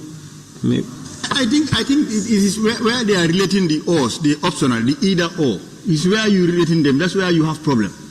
Because if you said a legal practitioner who prepares any legal document or court process shall note or endorse or cause to be noted or endorsed on it. Now, his or her name or the name of the firm by which he or she is employed, together with the appropriate address of the legal firm a legal practitioner, or the firm. So the address of the appropriate address of the legal practitioner refers to his or her name. That's the either they go together. His or her name. So meaning the legal practitioner, if you are not working for a firm, you put your name and your appropriate address.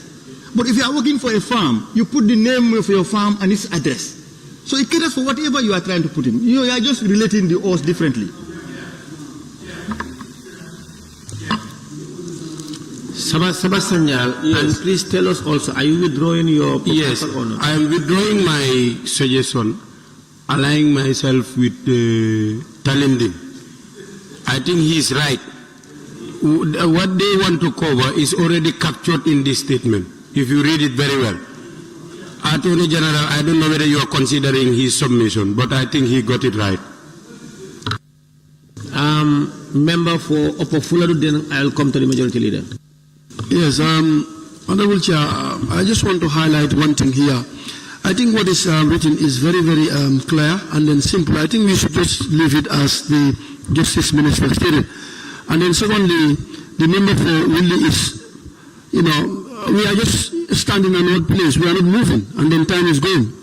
Yes, this is important, but as it is, I think it's clearly spelled out. Let's leave it like this, as the Justice Minister said.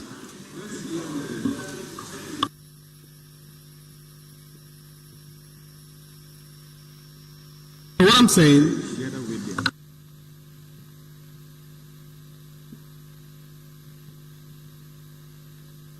Chair, what we are saying, I think I want to go with the proposal. So, Honorable Willie is, I want to go with the proposal because there's a reason why you guys bring the an. So, to address the fear of Serekunda not to have briefcase lawyers who would be very difficult to trace where they are. Now, let's maintain a proposal because as the Minister in writing said that you must be briefed by people because it has been an issue with them. So it means that you are trying to address an issue here. Now, having agreed with the proposal now, let them work on a new clause. Like in the case of a private legal practitioner who is not working in a chamber or a firm, you can only give your name or something. I think that will address the name and address. No, we are trying to address two issues now. If you are not working in a farm or a chamber, but in the event you are working in a chamber or a farm, you are obliged your name and the address of your chamber. That's compulsory. But in the case of a private legal practitioner who is not working in a farm, you are also obliged to provide your name and the address, not the name of a farm. Yes.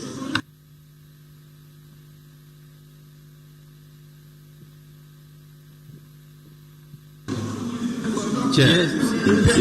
What he is saying, if they are not regulated, people will, depend on that circumstances, and it will encourage tax evasion as well.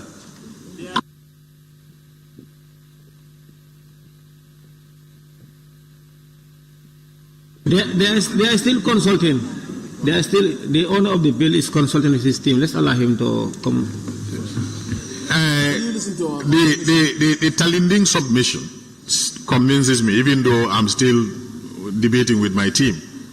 I'm convinced that whether we retain or we use an, I still believe even my fears are catered for. Because you still would put your name and address, or address of the firm if you are employed in a firm. The emphasis here, by virtue of the amendment of the committee, is they just don't want a name. You put a name, and if you are working in a firm, you just sign for the firm without the name of the person who is signing the document. That will be achieved by insertion of an. So, which means if a document is issued by a law firm, we will still see the lawyer in the firm that signed the document. If the document is issued by somebody who is not in a law firm, you will put your name and put your private address. Sure. That's not it. So to me, it looks like both scenarios, I'm convinced by Talending, that both scenarios are catered for the clause the way it is constructed. Sure. My I'm consulting with my team. This is legal business. When we try to adjust, we adjust. But I still return my plea. We will indicate at the end whether we maintain that or we'll propose another clause. But personally, I am okay if the committee's decision is to use "and." I still believe it will still cater for the older scenario. Sure. Because of towards the end of the sentence. Sure. I'll continue debating with my team. Member for Kantora. Yeah, I want the Attorney General and the Minister for Justice to listen very well. The minds of the lawmakers. The minds of the lawmakers is very important in lawmaking. They have a fear that they want to address. And their engagement or bilateral, they propose to address the fear of these briefcase lawyers. This is the only thing to address it. And looking at the proliferation of many lawyers graduating in the university, it does call for the need to regulate. And now that is why they come with that. And that is what the minister needs to listen to. The mindset of the lawmakers here is to address this problem. So once you understand their proposal, then this is what we want to achieve at the end of the day. Making so that anybody who is making law, a legal document, you must append your name and the firm you are working. That's the legislative intent. Yes, that is the intent of the lawmakers here. And now, to also cater for the other sector of the society, we can say in the event or in the case of a private legal practitioner who is not working in a firm, could provide his name and the address of the person. So it also allay your fears of the proliferation of the graduation of many members from the university. Then also going to be a disadvantage. I think we can make headway. Thank you.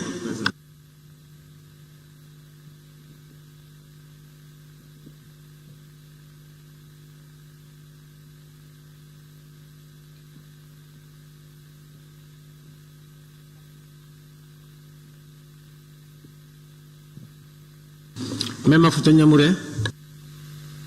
Thank you, Chair. It's going to be very short and precise. I just want us to look at the language that we are using, more especially against our legal practitioners, because I have heard from Sabak Sanjal and as well as the member for Kantora and majority leader referring to lawyers as... I'm quoting Serakunda. Okay, and Serakunda as well, very good. Referring to lawyers as briefcase lawyers. And we must reflect the fact that us as National Assembly members, if we are referred to as corrupt members, it's not a language that we like. So let's, this is from such. Thank you. Thank you, Chair. Thank you. That statement was in general. They were referring to the proliferation of a lot of lawyers. So they said some who do not probably belong to either state or private or parastatal institutions and or state farm. Then that's the time they came up with these briefcase lawyers. It was to some, but not general term. And I don't think it was ill-intended or the intention was to refer to them as corrupt lawyers. They brought in that to refer to lawyers who do not belong to chambers. That's their intention, not as corrupt officials.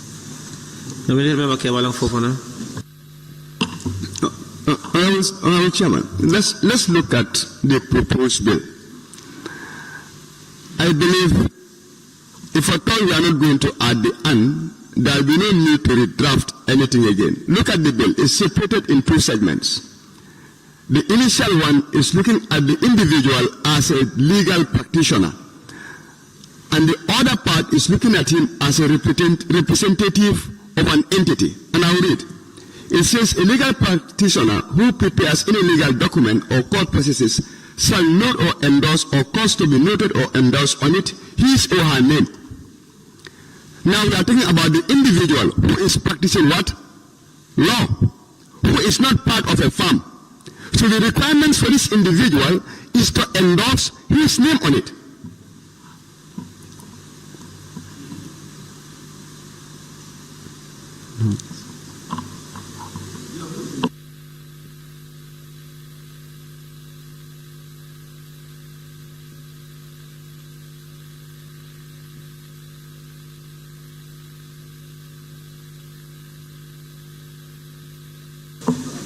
So what I'm saying is,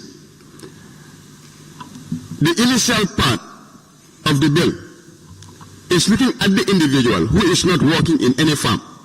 And the requirements there is, he should endorse it with his or what? Her name. The other component says, or the name of the firm by which he or she is employed, together with the appropriate address of the legal practitioner or the firm. So now, why am I saying this? We have to look at the intent. For us, what we want to do is come up with safeguards. And if we must come with safeguards, the only safeguard we have here, with regards to the address, it only applies to those legal practitioners who are working within what? A firm. But the other legal practitioners who are not working within any firm, the safeguard we have there is they can easily provide their name.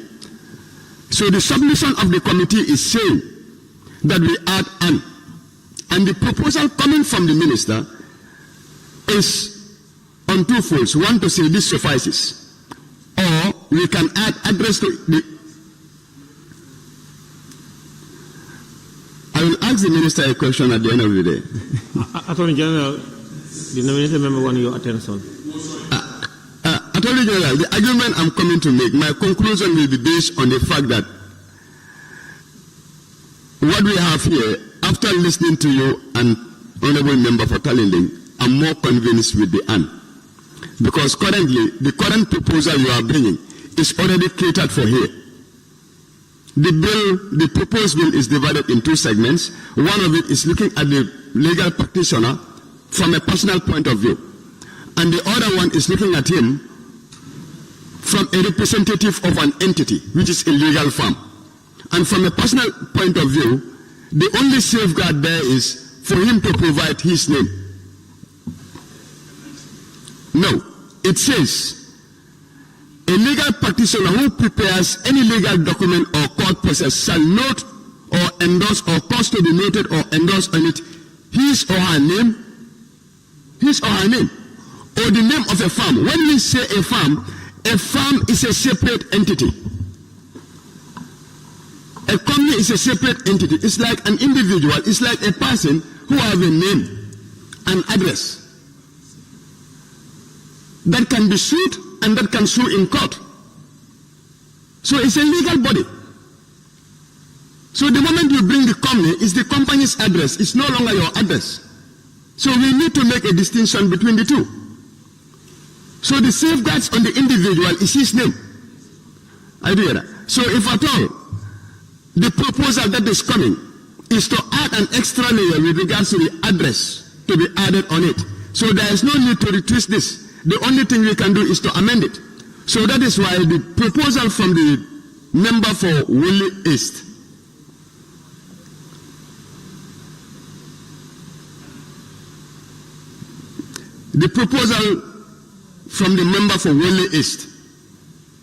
will suffice for the best case scenario. The only reason or the only instance I will not go in for it is if at all we'll add an here and go back and cater.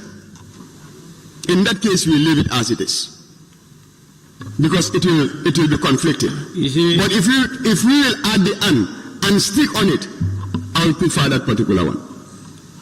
The member for Talinding Kunjang, you have the floor. Then I'll make it.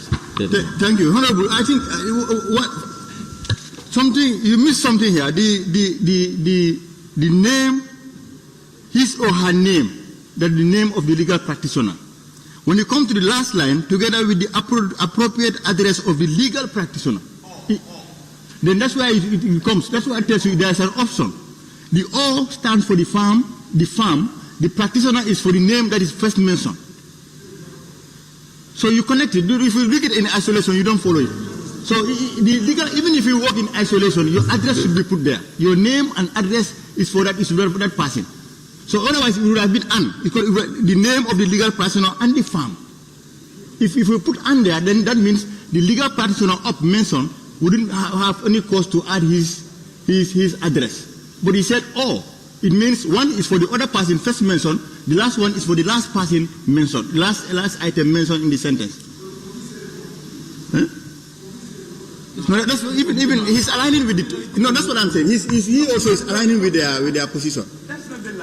Honorable members, Attorney General, I think the way it is, it caters for both the firm and those legal practitioners that the Attorney General earlier on raised, those who are not in the firm or state law office, because if you look at the last phrase, it says together with the appropriate address of the legal practitioner, one part.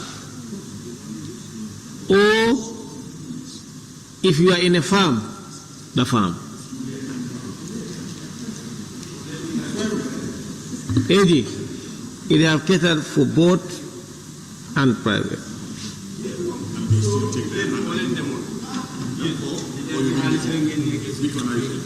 No, as it is, it's very good.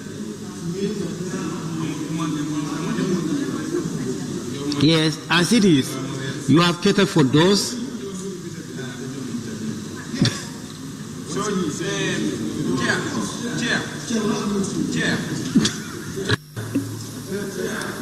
Chair. Can West, you have the floor. Chair. So your tag. Okay, then I'll go to Sabasanya. Yes, thank you. Chair, I think we need to look at it. We detach each statement so that we will know whether we have captured the fears of the Honorable Minister and him. Now, let's read it from here. We are coming to detach it. Honorable members, please let's pay attention. Come on. Listen to your noise here, please.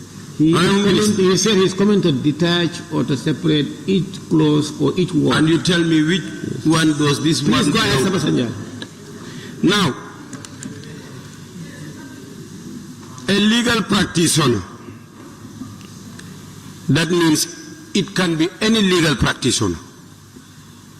From the onset, any legal practitioner, whether you are from a firm, whether you are practicing as an individual, whether you belong to a chamber, it could be any legal practitioner who prepares any legal document or court process shall note or endorse or cause to be noted or endorse on it his, a male, her, a female, name, your name, whether you are a female from Lord Chambers, whether you are a male from Lord Chambers, whether you are a female, as far as you are a female legal practitioner, as far as you are a male legal practitioner, or the name of the firm. Now it's going to the firm now. Whether you attach yourself to a particular firm, you belong to a particular firm, you are still in. By which he or she, by which the same male or female, which he or she is employed. Whether you employ yourself, whether you are employed attached to a particular firm, whether you employ attached to a particular chamber. Together with the appropriate address. Now, you are working somewhere. In your own home, the address. In a particular firm, the address. In a particular chamber, the address of the legal practitioner or the firm. So it captures everybody, to my own understanding.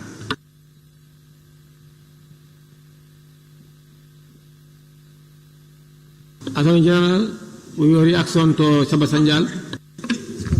Well, that's my position. With or without the amendment, I believe this clause is catered adequately for the both scenarios.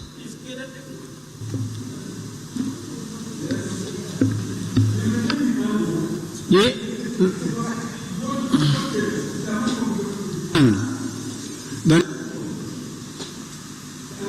No. When you insert and there, you have changed the whole process. You are departing from their intent, their opinion, and in fact, you are changing the interpretation.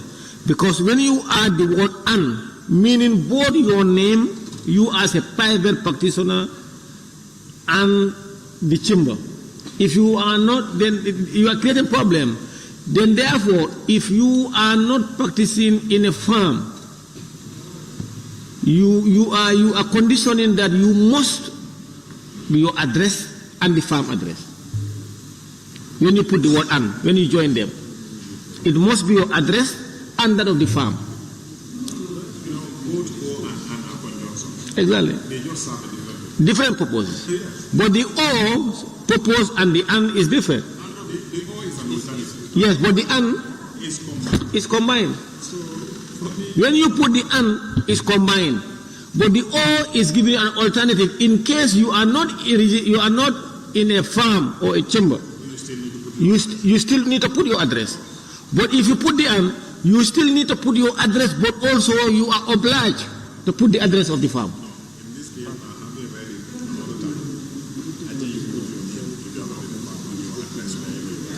If you put the "and" there. So that's why it says with the appropriate address of the legal practitioner or the farm. Yes. So you don't need you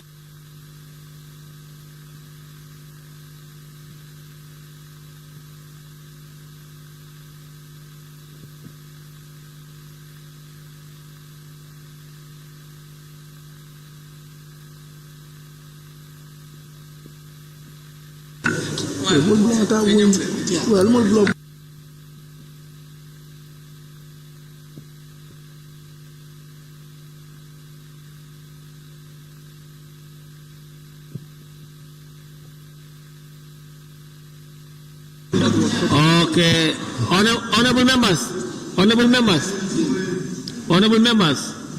I think what the committee is suggesting is relevant because, as I said earlier on at the beginning, you may want to know the name of the person who authored the letter for and on behalf of the farm.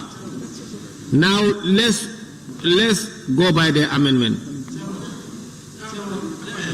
And then their amendment may be where you have farm, where they propose chamber, they can propose to delete chamber, to leave it as farm. But then they add only "and." If that is okay with them, we vote. Kantora? You know, what I'm saying, you see, we don't have any issue on the way it's drafted. We understand that. We don't need to be lectured on how it's drafted. The way it's drafted, is it addressing the problem of society? And that is why the committee is saying to address the issue of our society, it shouldn't be this way. We want to make sure that tomorrow, if something happens, that something can really fall back for reference purpose, to reference, where you can lead on. That was why initially I told the minister to listen to the mindset of the lawmakers, what are they saying? And this is what we're trying to achieve. I mean, I said that was why I was telling you. You see yesterday? Well, you said I mean, today, I told the minister to listen to the mindset. And this is the intent we want to achieve. We understand the way it's drafted, but we're not okay with it. To address it, we must accept the committee recommendation, and next clause could be provided. Let them work on that. Once they are done, they bring it also, we debate it. If you agree, we start it. Now, Chair. So that at least those legal people who are here, both in Parliament and outside, at least also could be addressed. Chair, be on record to say that you are withdrawing chamber and maintaining "and." Yes, use your mind. Of some people that chamber is more popular in Gambia. But Chair, are you now withdrawing the word chamber? Yeah. Chair, use your mic, please. Yes, we are withdrawing chamber in our recommendation. It is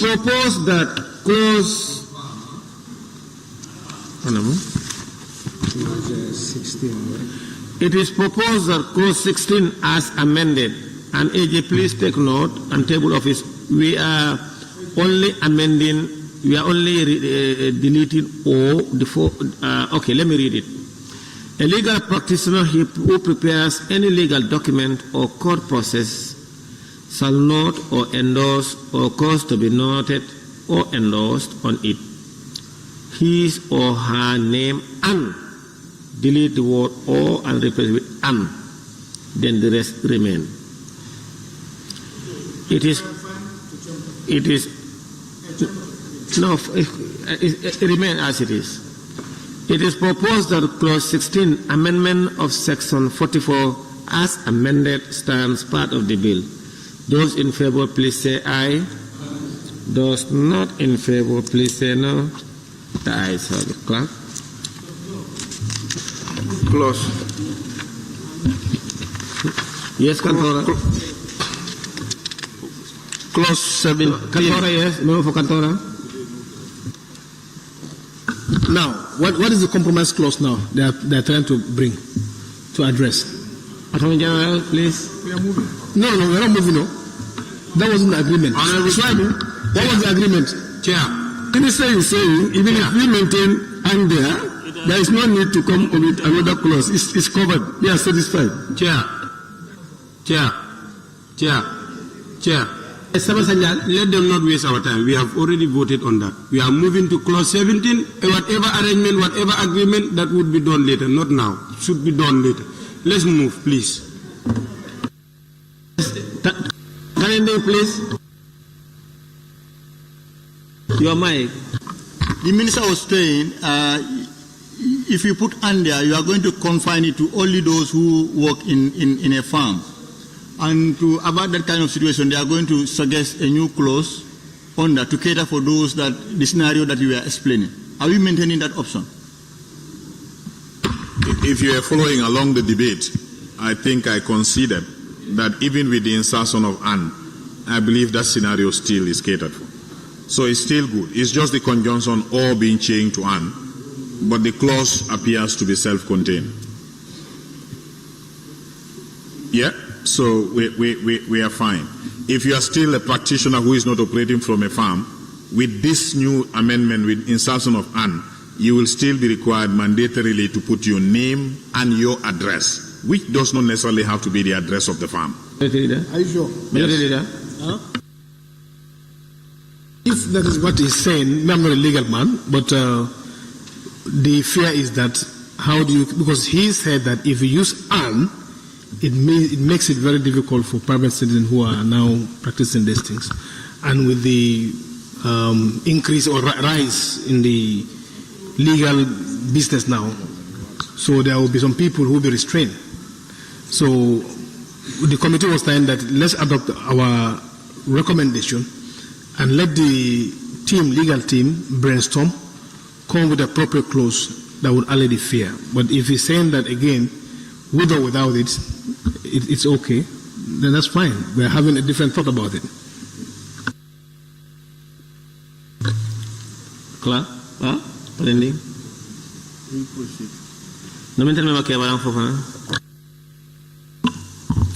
Chairman, I'm confused. Because I think if we should read the proposed bill after the insertion or the substitution of "or" to "and," it will be a legal practitioner who prepares any legal document or court process shall note or endorse or cause to be noted or endorsed on it his or her name and the name of the firm by which he or she is employed together with the appropriate address of the legal practitioner or the firm. So, how would this allow the legal practitioners who are not working within a firm? I think this is clear. We should know the intent of making this law. Because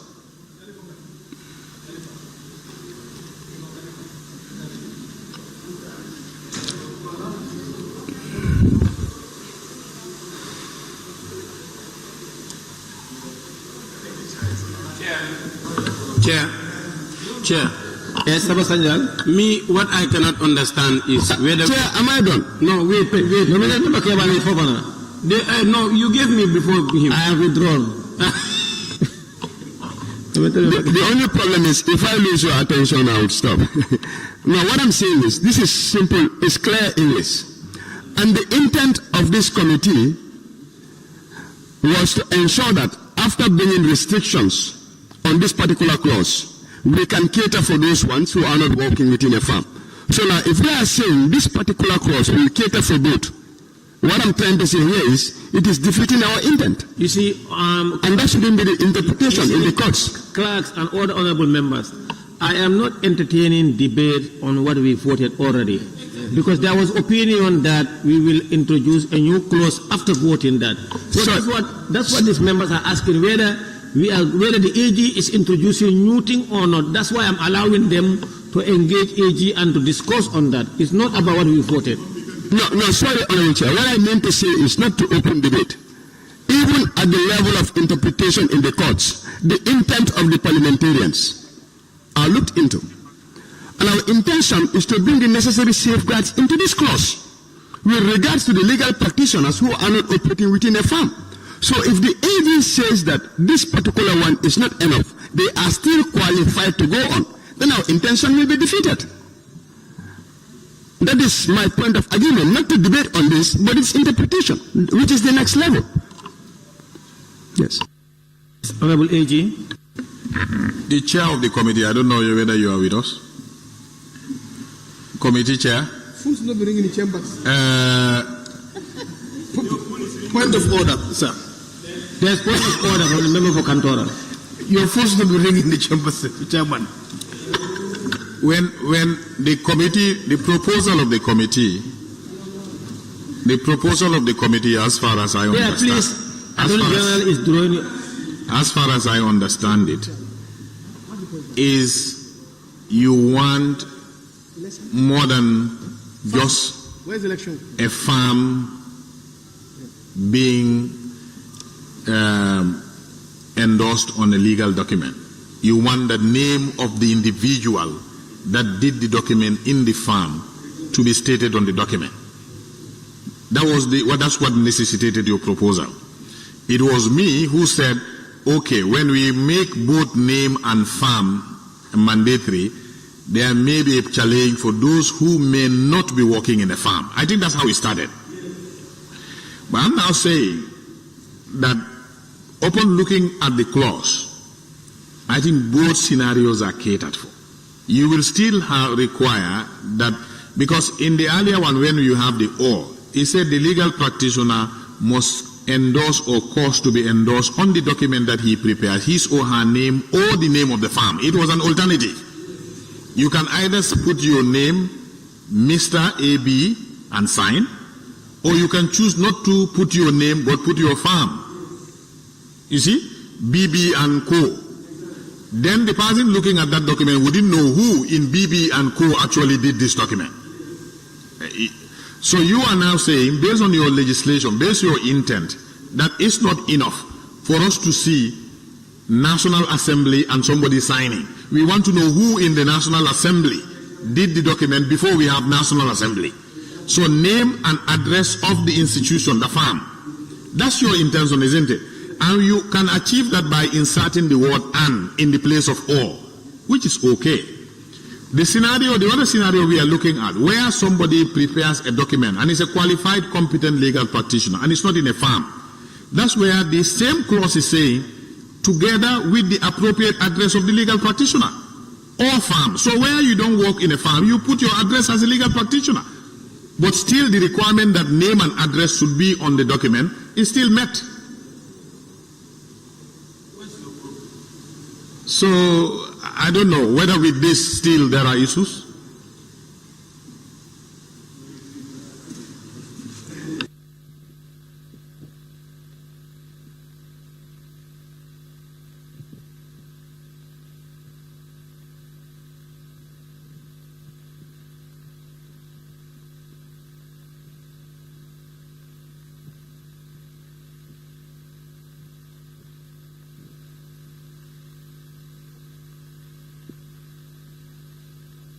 So the consensus are that we forgo the proposal of the Attorney General to introduce another clause after this, or we are still going to listen to him.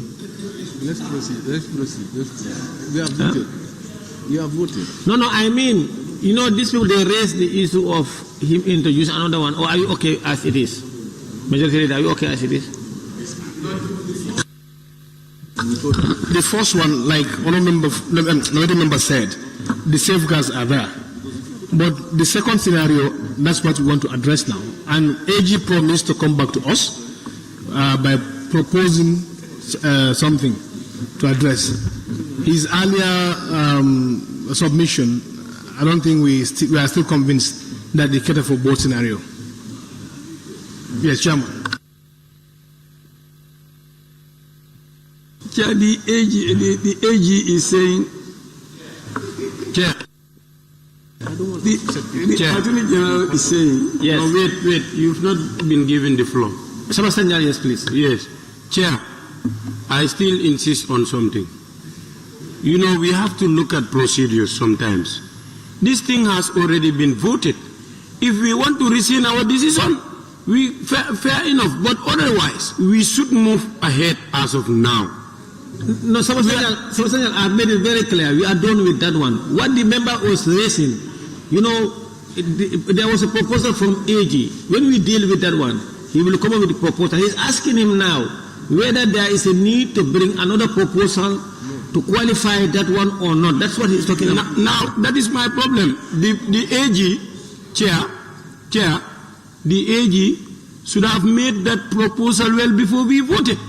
But hence we have already voted now. There is nothing we can do. The AG, he has used his tactics or whatsoever on us. Thank you. Member for Willis now. Chair, like he said, we've already voted for the amendment. And then the Attorney General is saying that he is not coming, he's giving up the proposal to come up with a second layer. It's as simple as that. So we move. Okay, can Attorney General be on record? Yes, I'm on record that I am not bringing any further proposals. Thank you. Clerk, let's proceed.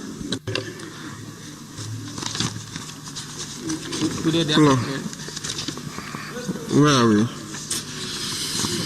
17.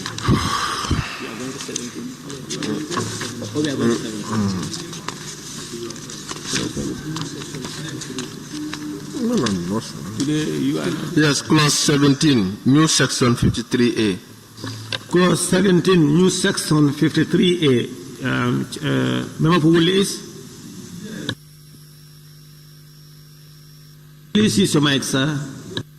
We have a problem there. The committee recommends to add and procedures after functions to now be read. Yes. Yes. Where is the report? Council make a recommendation. Yes. You know, the council may make regulations prescribing the functions. Where we are not following. 53A. Is one or where is the original one? The original. It's the original. This is our report. Chair. Yes, the original on the chair. You have to tell us which clause or sub-clause you want to. Clause 53A2. The last page, it says the council may make regulations prescribing the functions of the privileges committee. We are saying functions and procedures. Functions and procedures. We want to add and procedures to it. That is our recommendation. Instead of just functions.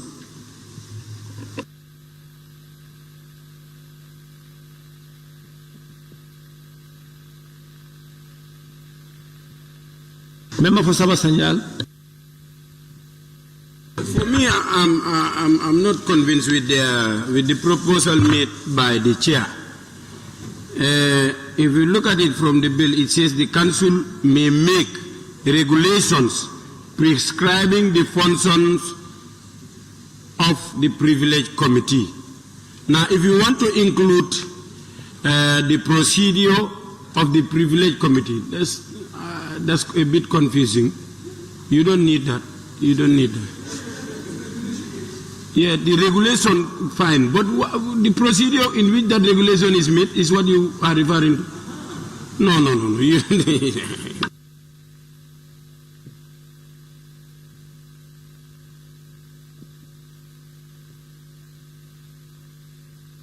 Member for Kiang West, then member Kebalang.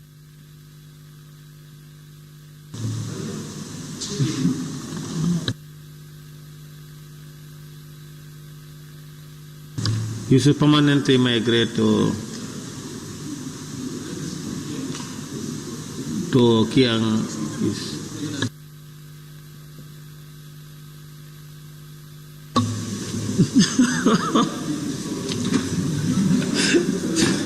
Please, stop the problem now.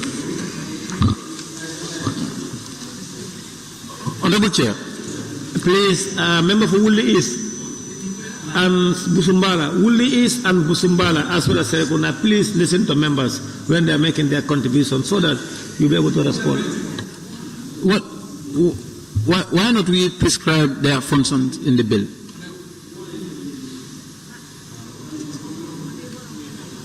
Chair, he's asking the Attorney General or you. Who are you asking? He said, why not we prescribe their function in the bill? Yes. No, it's not monotonous at all. Chair is saying when they are making their regulation to implement this, they should include their functions. We are saying if they are doing that, let them not only do functions, but let them also add procedure. What he is saying, yes, those things will be prescribed in the bill. No, it's talking about a committee here, privileged committee. Because this is not the regulation, this is the bill, this is the act. No, he is saying, why instead of the regulation, why not it included in the bill? That's what he's saying. AJ, are you listening? Yes, Ken West? Yes, which means the functions of the privileged committee, which could be done by a form of regulation. He is saying the privileged committee's function can be on the bill and the procedures and other things on the regulation. Perfect. So let's have their functions in the bill, because otherwise it's now we don't have control over how they execute their functions and that means someone must write a proposal and send it. I said nominated member Kevalang Fofana. Chair, I'm consulting. I will allow this to pass.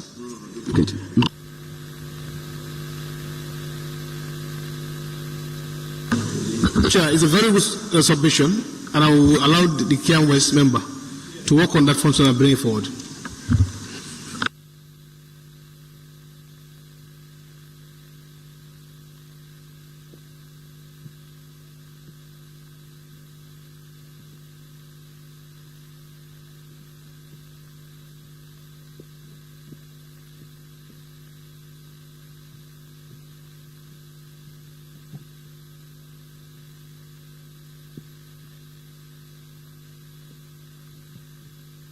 Salom, please. Chair, we need to reconcile what the member is suggesting, because what the member is suggesting is a complete new amendment of the bill. It's completely new amendment, which is not the subject of this bill. However, if you read on the Parent Act, 61, 62, 63, you realize that some of the things we are asking for actually is already covered there in terms of regulations and in terms of consultations. If you look at the Parent Act itself, yeah, the Parent Act, yes. Yeah, if you look at the Parent Act, a lot of it actually is already covered on the 60, 61, 62, all the way to 63. So there may not be a need to bring in new amendments like that.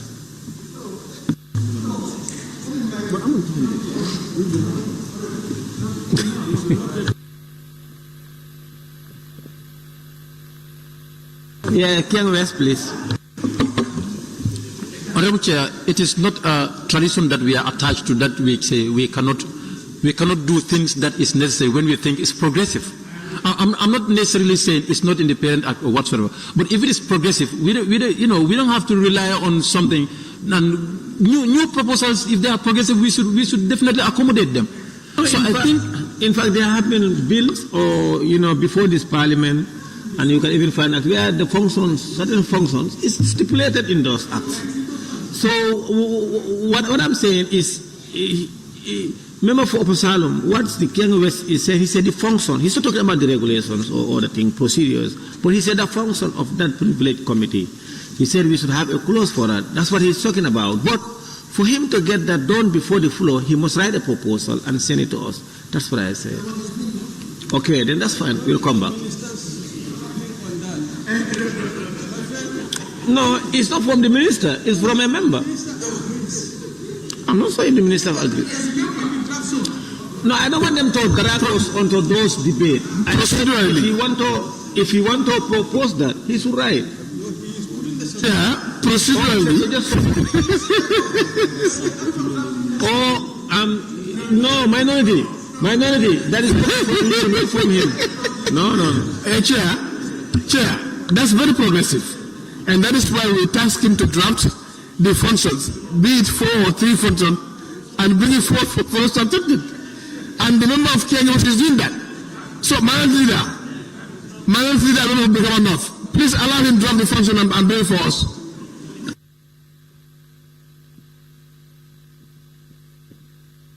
Yes, member for Busumbala, please. Yeah, thank you very much. If you look at the Parents Act, 63 regulation, the council may make regulation generally for the administration of this act. Regulation may prescribe the fee and other charges for practicing certificate, provide guidelines for fee payable for, design a scheme for professional immunity, insurance for legal practitioners. So we believe, because the General Legal Counsel is going to be responsible for the administration of this, the procedure of doing that should be left with the council. So this is basically... No, honorable members, you see, Kian West is not talking about the procedure. He said the function of the Privileges Committee should be prescribed in the bill. And he's sounding the opinion of the attorney. That's what he said. And I said, that is not in the committee's report. If you want us to include it, he must write a proposal. That's what I said. That's different from what you are reading in the Parent Act. What he... No, minority. What I'm saying is, that is, if you want to say that, you can say, but you have not said that. That's not what you have said. Honorable Chair, you are very right. My proposal is, I'm making a proposal for... Write it and bring it. For the inclusion... In accordance with the standing orders, you must write it and bring it forward here. Yes, we heard you. You can go ahead. But if you want to... No, he's misquoting me and he's putting that on record. And I want that to be clear. Okay, go ahead, please. Yes. Chair, I supported the proposal by member for Kian West that is progressive. Nothing stops us from prescribing the functions of the Privilege Committee. Member for Kian West. Remember, hold on, Kandura. Kian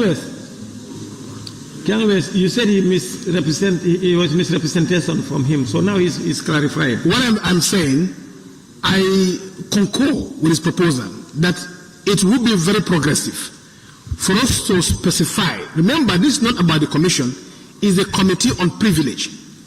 Nothing stops us as lawmakers to prescribe the functions of the Privilege Committee in the amendment bill.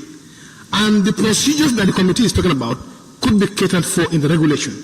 I said, fantastic. Let him, and right now he's working on prescribing those functions for us and sending it to the table office so that we can debate it and approve. Honorable Chair. Yes, Congress. Honorable Chair, let Majority Leader stop downplaying my submission. I'm not prescribing those functions. My submission is, it is important not the procedures, but the functions of that privileged committee to be well defined in this act. That is my submission. So, but I'm not writing down those functions because I don't know the functions of that privileged committee. Okay, for your proposal is to define the function of the privileged committee, and you are bringing them to the table office. Yes. Okay. Yeah, let's proceed. So I think minority leader and member for Brikama North, because for procedures we expect member for Kiang to write in his proposal, and then we were seeing that he was starting something, but constantly I've seen member for Brikama North is trying to tell him that no, so I think we should allow him to write his proposal and we see.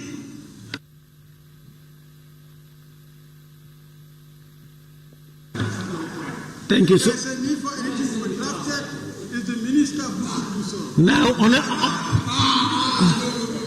please, Honorable Member for Kiang West, this is the last item on this bill. Be fast so that we can deal with your proposal.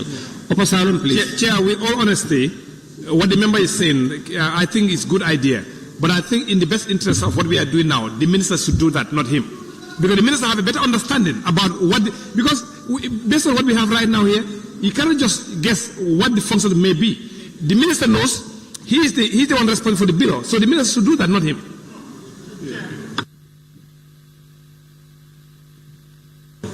Yes, thank you very much. I've had member for Opushalum, but then I've been corrected that it's not prescribing function, but it's defined.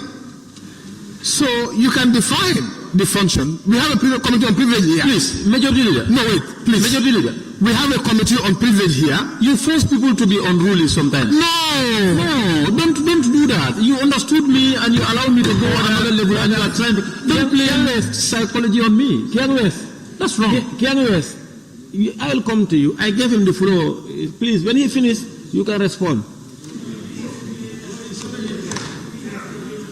Yes, so now Kiang West are you bringing your proposal? Yeah. I think Kiang West had a valid suggestion. For the fact that he had a valid suggestion, this is coming from him. We want to know what he is proposing on this particular thing. It is not coming from the minister. He is the one that had the idea. So I think it's very important. The proposal that he is making, it should be in writing, and we looked at the merits of that proposal.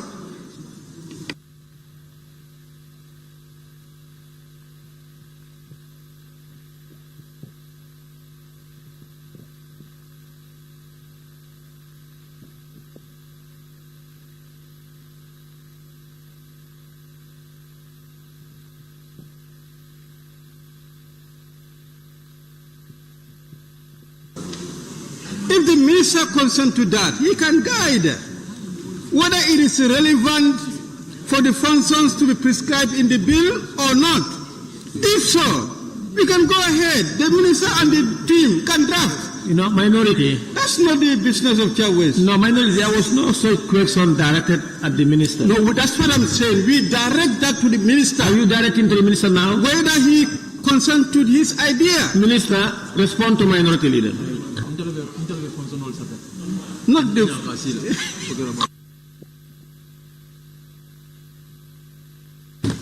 Finally, I've seen Kiang West coming up with writing. So I think this was what we, is minority leader who is trying to put, it suggests that the minister should draft. And this suggestion is not coming from the minister. Allow the member for Kiang to write his proposal so that we can look at it. Honorable members, Section 53, this is from Kiang West. He is proposing that we prescribe the function of the Privileges Committee in the bill.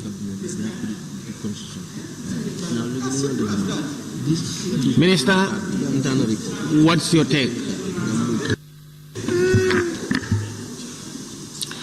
This is a subcommittee of the General Legal Council. Usually subcommittees are allowed to regulate themselves. Argument?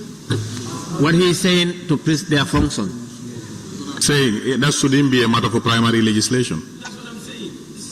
Even the General Legal Council regulates itself, much more a subcommittee under the General Legal Council. I don't think that should be a subject of a primary legislation. Can we? Honorable Chair, this is why we are regulating lawyers and lawyers are advising us.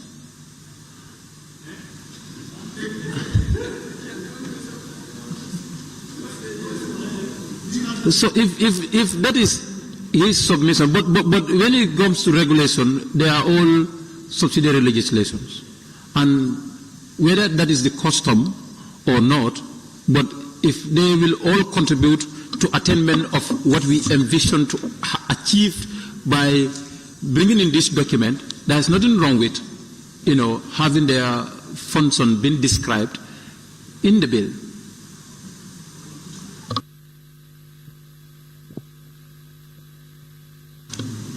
Banjul note. Yeah, Honorable Chair, I think I will go by what the Attorney General have suggested. I think that's the solution and that's the way forward. We don't need what the member for Kiang West is proposing.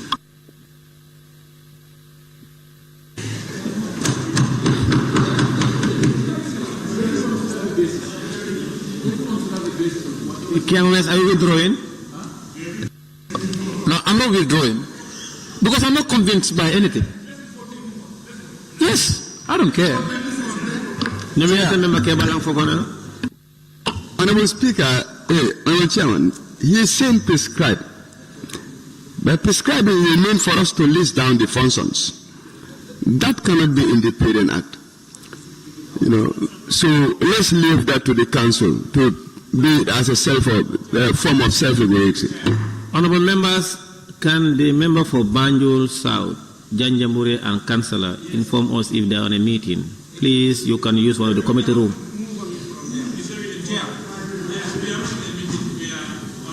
Okay, member for Councillor, go back to your seat. Thank you.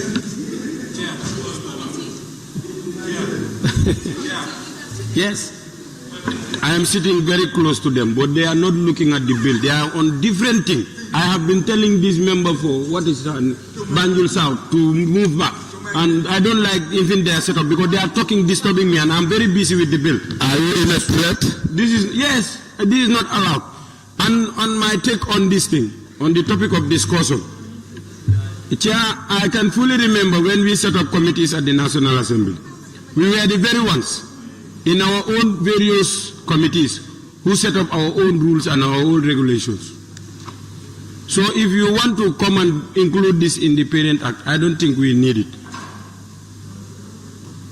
Honorable Chair, I'm not talking about the rules and regulations of that committee. I have not landed, Honorable Chair. Honorable Chair, what I'm talking Honorable about... Chair, I'm still on my feet. No, it's left... Honorable Chair, I'm still talking. I don't give you the floor, please. Okay. Sabasanya, go ahead. Honorable Chair, and I think we have allotted more time on this. I think you should just, call for vote so that we can move ahead. We have other things to look at. We have so many things in the agenda, please. Honorable Member for Kiang, are you willing to withdraw? Honorable Chair, I'm not withdrawing. I'm not asking for the rules and regulations of the committee, but what the committee does, what that committee should do. There's nothing wrong with having it in the bill. There is nothing wrong with it. What that committee should do. Now, the proposal is that the proposal from the member for Kiang West be voted and accepted. Those in favor, please say aye. Those not in favor, please say no. The noes have it. That's abuse of process. I think we should settle that. We should rule on that. That's abuse of process.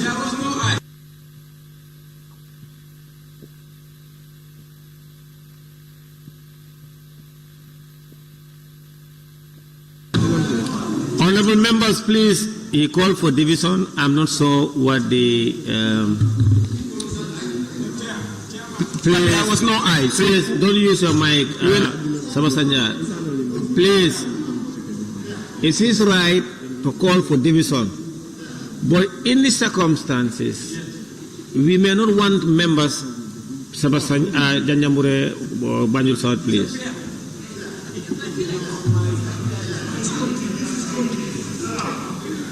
Yes.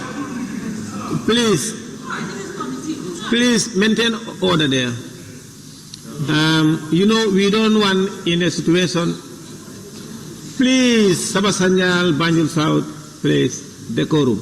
We don't want in a persistent abuse of the word or the term division by members. We are so, even the member himself knew very well there is no division. So please, let's proceed. I don't understand. Honorable Chair, I didn't get it. Are you, is that ruling based on the standing orders or what? But I called for division. Of course, I did.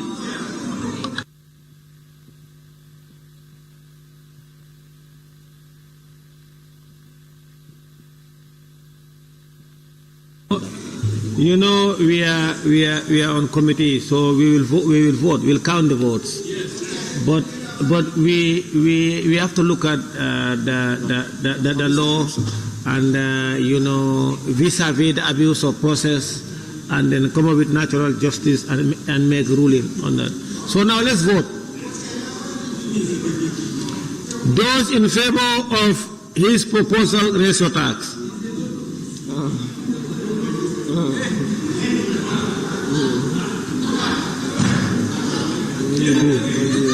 Three eligible. 4, 5. There are 5. There are 5. Those in favor of his proposal, please raise your tax. His proposal. 1, 2, 3, 4. 5. Those not in favor, please raise your tax.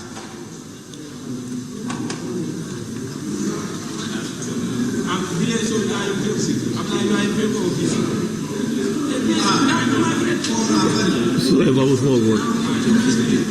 15, so I'm going to 16. Not a 15, 16. Okay, 16. Those abstaining.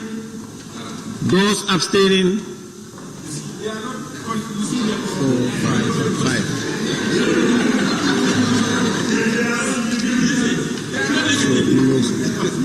The results are as follows. Ayes 5, the noes 16, abstention 5. Order, please, order. Sabasanjal, Banjul South, Janjamure, please order. Speak, Chair. Please, I'm not doing anything. Look at them. Don't mention my name for the records. I've not been doing any other thing that is against the rules. Don't allow them to come to your desk and engage in you.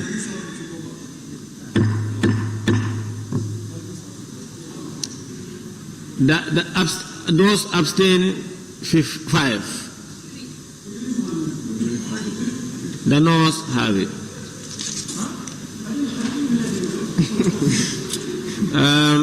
Thank you.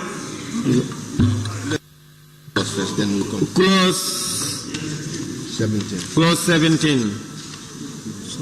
Was there any amendment? No, there was no amendment. As in a proposal, no function and procedures. Move and vote out. It's voted out. Okay, the committee's procedurally. The proposal from the committee where? Functions and procedures. The proposal from the committee, you know, prescribing the functions and procedures. They were proposing to add and procedure. Is that not right, Chair? Propose that we add procedures to it also when they are making their regulation. Honourable members, their proposal should read thus. The Council may make regulation prescribing the function, and they want us to add and procedures of the Privileged Committee. Samasanja?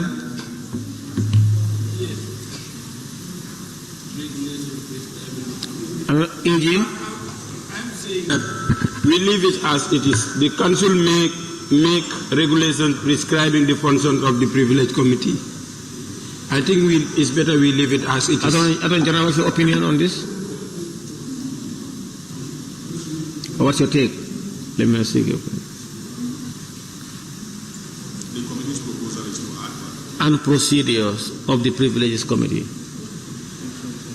Functions of, now they want to say function and procedures. Let's leave the bigger committee, which is the council, to prescribe the functions, and the subcommittee prescribe its own procedure. Yeah? So maybe that's why it's left out. Because usually committees regulate themselves. Yeah. So the General Legal Council, which is the bigger body, will assign them functions. Because when they set them up, they give them a terms of reference. So that will outline their functions. No, you know, then the committee itself now will then prescribe its own rules of procedure. So it's just not for the General Legal Council, if I may suggest.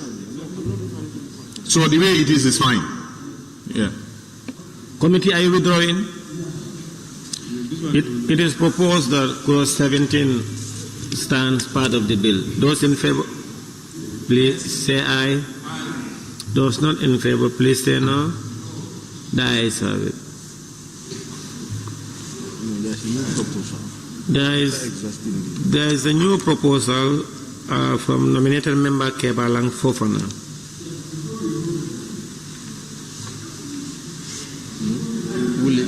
Willis, yes. We have another amendment which is left, but it came last, but we have skipped it in our report. The report is, for example, is section 40, and it came last in the report. Yeah, so, Chair, I don't have that yet. What I have, so I want us to. It's just a simple thing. Before we come to an extra, is in the report. It's in the report. Okay. It's supposed to be on the clause 15. Where? 41. Which page? Page 9. For the professional misconduct. Page 9. Where? Page 9.1. But the action. Page 8. Page 9.1. Which are you referring? Which copy? The bill or the report? No, it starts from page 9. Yes, and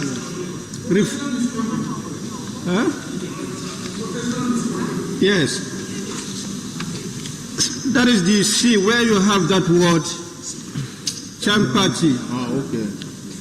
The 1C. So they want it to be interpreted. CD, which is page 9. And we're going to page 10.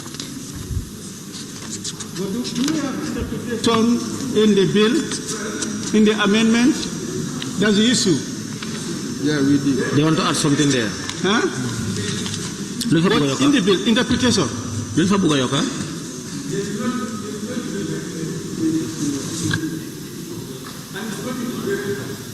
What I'm saying, in the bill, there is no provision for interpretation. Can we open that for any word to be defined when we have no clause about the interpretation?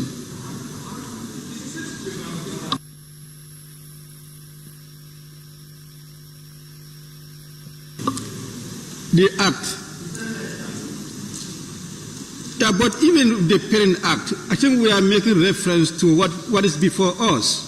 That is the bill. And there's nowhere in the bill where a provision is dealing with interpretation. And this particular one, they want this particular word to be interpreted. And when we don't have interpretation in the bill,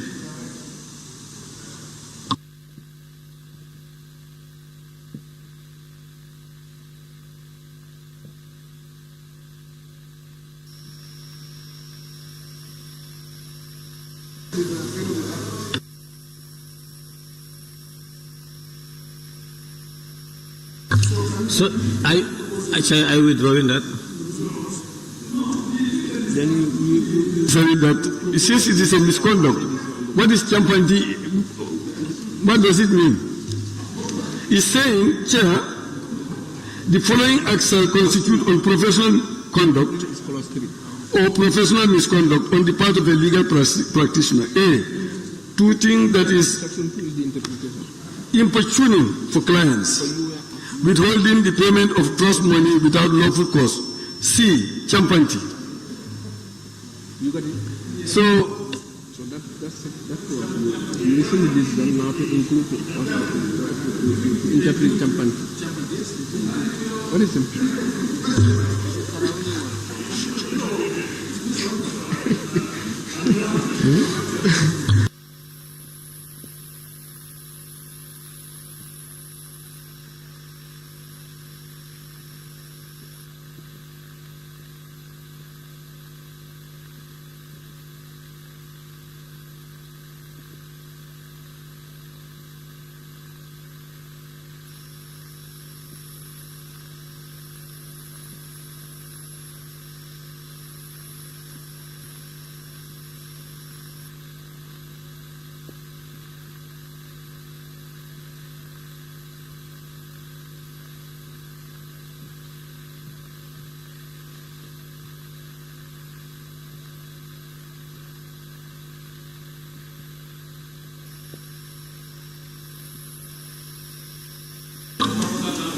Honorable Member, Honorable Chair, can we go to page 1,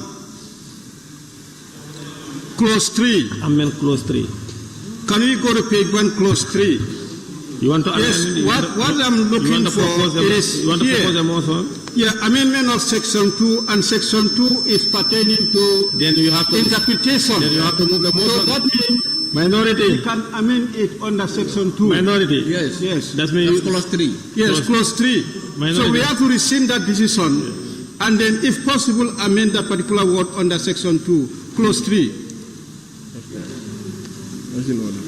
So your mic is on. Member for Woolly is.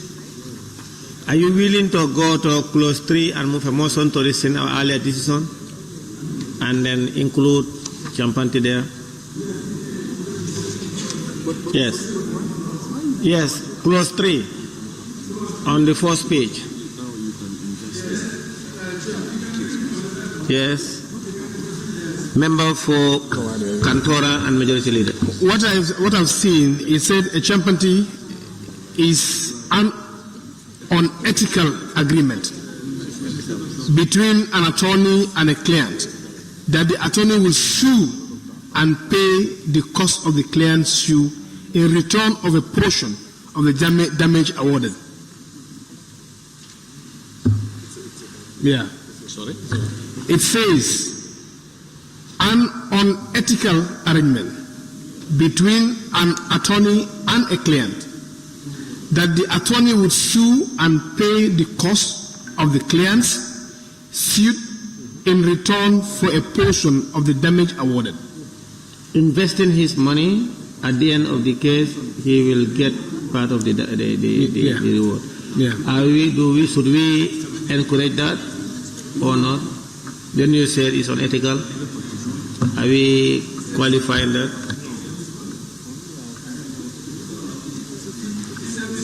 Yeah. So, and we should know what the misconduct and what he is reading is serious. So I believe it's up that we put it on the 3. We interpret it. Champanti means, then it goes.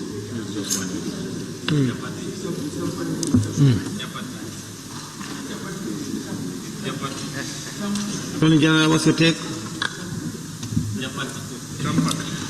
Well, yes, it is not in the definition section, but legal practitioners are trained on this at law school. It's an ethical issue for them. So, and usually in this context, it is only lawyers that can be found wanting for this. So I don't think this would be a necessary issue to go back to open up an interpretation of the, an amendment of the interpretation section. Like I heard the minority leader say, since the interpretation section was not open for amendment, we know the concern, but it's at no problem to the public. It's just for the legal practitioners themselves. And almost all of us know the meaning. And it's an ethical standard as well. It's just an ethical issue. So, Member Fully is, can you withdraw? Are you willing to withdraw? We are fine with it, Honorable. I can assure you. All lawyers know this, and it's difficult to define it specifically in statute because it's more of custom. It's not usually a statutory offense. Fully is, are you willing to withdraw your proposal? I really take it seriously when people do this. It's not serious when a practicing lawyer does this. It depends how it is done, but when it is reported to the disciplinary committee, then they will investigate it properly, and they will know whether there is actually a breach of it or not, and appropriate sanctions can be imposed. But it's like I'm trying to say, usually these are not codified. It's because a lot of our practice standards are based on custom, not statute. Yes. Banjul South. I just have a question, because what we are seeing now in cases, people might have an interest in it and try to finance it without actually being a lawyer. So how would they stand in that sense? So that's exactly what I had in my mind. I didn't say it. In some jurisdictions, in fact, they are no longer even making this a serious issue, because like I said, this was based on old custom and standards for lawyers. If you look at modern day legal practice, we have what we call third-party funding for cases, and we have no win, no fee kind of practice also, where you come to me, you have a claim, and you don't have a fee to pay me, and I say I will represent you on the case, and if you win, you pay me. If you don't win, I'm willing to forego my cost. And so many other different kind of arrangements. There are situations where you come to me, you cannot afford to pay my services, and a third party can come and arrange with you and say, okay, I'll pay your legal fee, but if you win the case, this is you're going to pay me my money that I used to pay your, pre-finance your case with a margin. And all those things are now common practice in the practice of law. So that is why this issue is I'm not saying it's dying down completely, but certain jurisdictions have removed it even from. But it's safe to still maintain it as an ethical issue because it can be abused. But I would say we know it, and in the practice it is regulated. But it would be risky to try to define it in the statute here. It may look like an offense, and it can escalate, raise it to another level. But for your question, yes, we're seeing a lot of that now. Third parties having interest in cases and providing funding, sometimes at no cost, sometimes in return for profit. Honourable members, now that it is not catered for in the bill, and members are not willing to rescind that decision, now let's progress. Well, I did that. I did that, but now, Chair, are you still willing to withdraw? So you are fine. Now we have another proposal from nominated member Kebalang Fofana. Honorable AG, please listen to this proposal from nominated member Kebalang Fofana. He is proposing for the inclusion of the National Assembly Council as part of the schedule. What?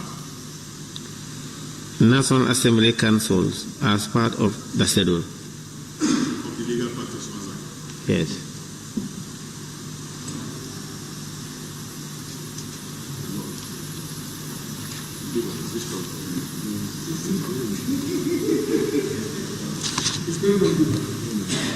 Honorable member, nominated member Kewalang Fogona.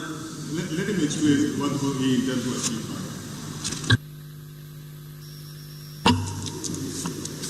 Thank you, Honorable Chair. This will avail the National Assembly as well to be able to represent itself.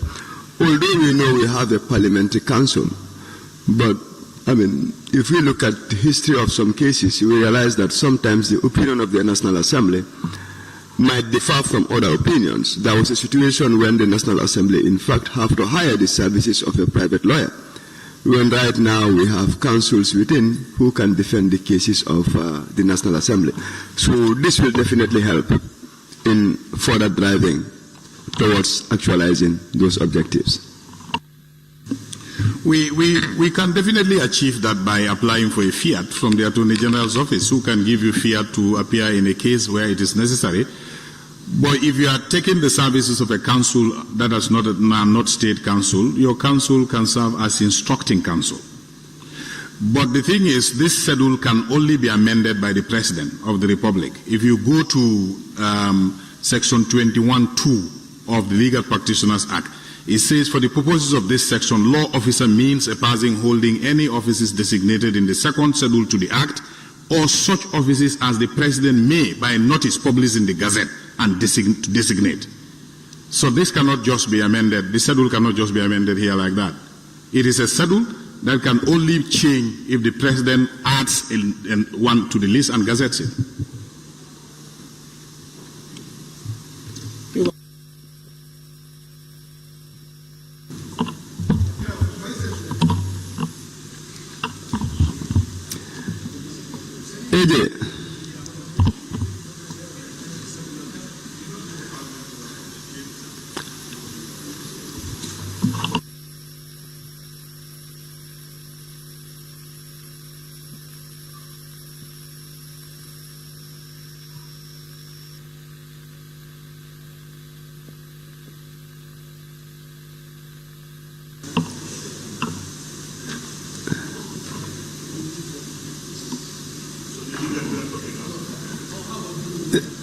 AJ, have you reconsidered?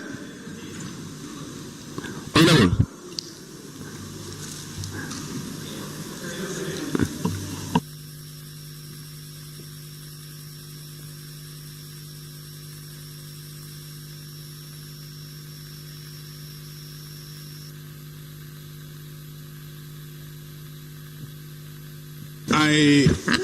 I know you have unfettered powers to legislate, but I think this would require a considered opinion of the Attorney General before we change this.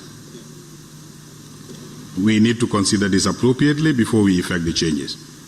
This has been very traditional since independence, and we borrowed it as part of our received laws from the Commonwealth system. So if we have to open it up, I think we need a considered opinion of the Attorney General before we open it up. Because there are so many legal practitioners working in so many other institutions other than the state law office. So if we start opening it up, I think before we start opening it up, we need to advise ourselves appropriately. Yeah, I agree. Honorable Minister, but you are the Attorney General here.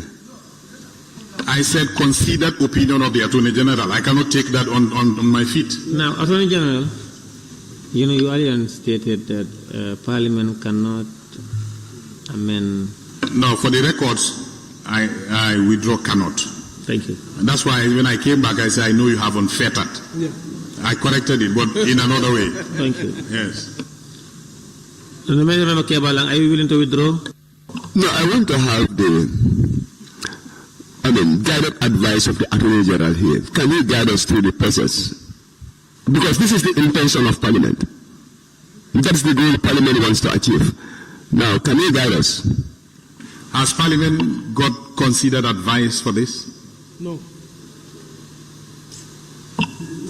It's a proposal by myself, and Parliament have advice from it because I did make my consultations. Like I said, I think we need to consider this properly. I need to advise on myself on this. I'm not in a position to support this request for amendment at this stage. Member for Kantora and Majority Leader. Yes, I think I will go by the Minister's proposal. Let's have advice on this, both sides, both Parliament and, of course, the Attorney General. And it could come at an appropriate time, having done internal discussion. Member for Lawful Ado. I think we will give the minister a little time to work with his legal team because the nominated member is telling us that he consulted. So I think the minister we can give him time to consult with his team. But this is a paramount because these have made already consultation and he is the right man that should advise. We can give him time, even we have a break for him to do the consult. But this is an important matter. I cannot provide the kind of advice I'm thinking of now or today or even this week. I said considered opinion of the Attorney General. That will require me to study this issue properly and advise. This issue is just a scheduled matter. It's not part of the main principal legislation. If we agree to do it, we can change it without even coming to Parliament. Member for Banjul South. What was your observation? Huh? That was my observation, that they could change it even without coming, but he's just mentioned that, so there's no need.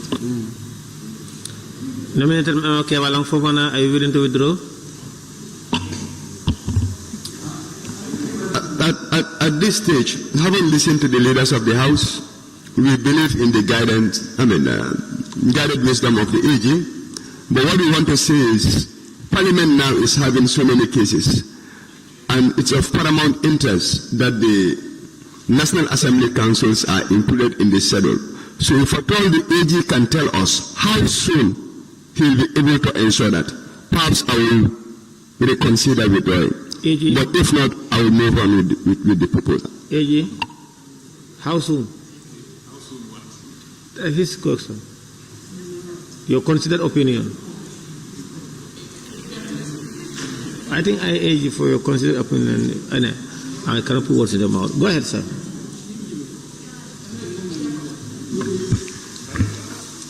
I will advise Parliament appropriately next session.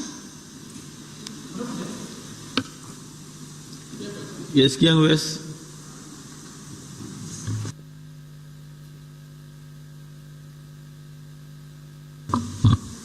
Honorable Chair, if the Parliament feel it's necessary and it is a good proposal, why can Parliament take the proposal and advise the judiciary, the minister, they go and do that? Because we are lawmakers, and it's a primary responsibility. If a parliamentarian make a valid submission, let's advise the minister to accept our submission as lawmakers. Now, you know, you talked about advising the minister. Advice is an opinion. It's for him to take it or not. But in this instance, we are not even take it or leave it. He said his opinion is his submission that we may need or we need the considered opinion of the Attorney General. And the Attorney General is not in the position to provide that considered opinion at this material time or this week. And in fact, he further informed us that he can only provide his considered opinion next session when the bill have already been enacted and approved by this Parliament and assented to by the President. So, and let me add, maybe his considered opinion can only come following a request by the National Assembly.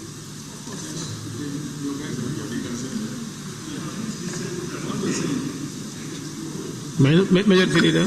Yeah, what I'm saying, hence, it doesn't really mean that it could not be changed out of sitting of Parliament or the session. So hence he has agreed and give a time frame that by next session, next 3 months, he'll be able to give a considered opinion. And let's also now work internally with management to make sure they send a request so that they can start working on it now, rather than deliberating on this issue. Remember, for all you know, no, actually, it's going to be. It was going to be the same thing. I think the members' proposal is done out of good faith, but of course, the minister also advised. The advice of the minister is also important. So I wanted him to consider that and then give the minister time to do an opinion and then bring it so that we can consider.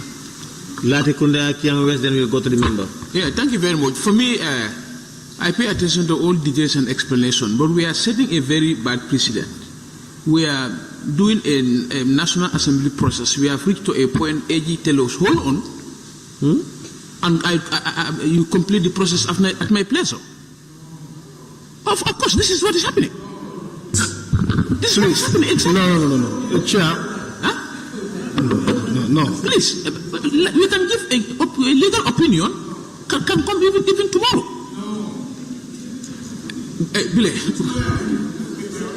Honorable Chair, you are not controlling Majority Leader. Please, Majority Leader, please. And withdraw your statement.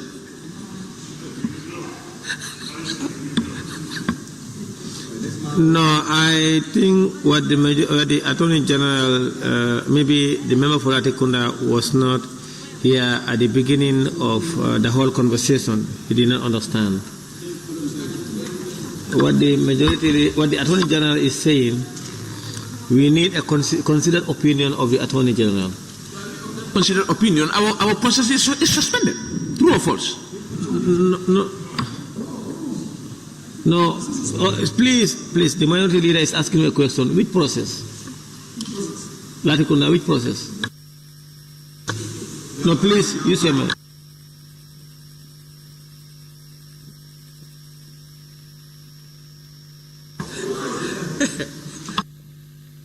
Honorable Chairperson, can you please control Majority Leader, please? Please, order. As I said, Kiang West, then to the member we listen, we hear from. Honorable Chair, if our legal office in Parliament advised through members' consultation, if we believe it's a good opinion, and we have a legal office in Parliament who should help us during the process of legislation. So if it is right, let's consult those people to advise the Parliament shortly, and we also order that there be that schedule in the bill. If our legal committee, department advise us, then let's advise and tell the minister that let there be that schedule, whether his opinion goes down well with that or not. Thank you. Now, last, the member Kebalang Fofana. Honorable Speaker, Honorable Chair, I have 2 points. The first one would be to say Parliament should right to seek for that considered opinion. By virtue of the fact that a proposal was submitted, that should serve as enough notice. That should be a compromise that the minister should be willing to take. I don't know whether we are together. Okay? My question would be, after making a compromise on the proposal,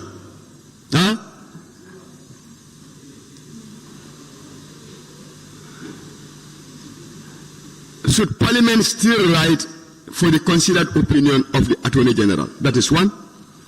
And two, what if the Attorney General's considered opinion differs with the intent of the parliamentarians as of now?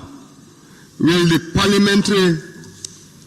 the National Assembly councils be added to the schedule? Because this is what we want. So, to what purpose or what effect will that considered opinion of the Attorney General have on the intent of the parliamentarians as we are seated right now? These are the 2 questions I want answers to.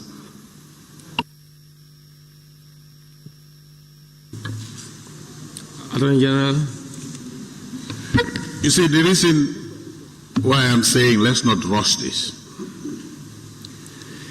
If you legislate this and you give authority to your counsel to start representing you in court without our involvement, you're taking a huge risk. We are not questioning their capability. If they go to court, whatever happens there, at the end of the day, the state is responsible. The Attorney General Office is responsible of advising the entire government legally. So we need to look at these things quite carefully. Instead of just giving a blank check to your internal counsel to represent you in court, usually when people take Parliament to court, they take to Parliament to court for very serious issues. And you want to say now that we stay away out of your issues, your lawyers are good enough to defend all your issues? Let's look at this very carefully. Let's not just think that we have 1 or 2 lawyers in Parliament, therefore let's make a law to say that they should take care of all your cases in court. If the need arises, any AG, whether me or anybody there, we can give fiat for lawyers. We do that. GRA lawyers are in different institutions, not only in Parliament. We sometimes give them fiat, they go and attend to certain cases. But there are certain cases for which you are going to be sued. I'm not too sure whether your counsels can handle it. So let's study this issue carefully before we legislate. Please. Banjul South. Thank you.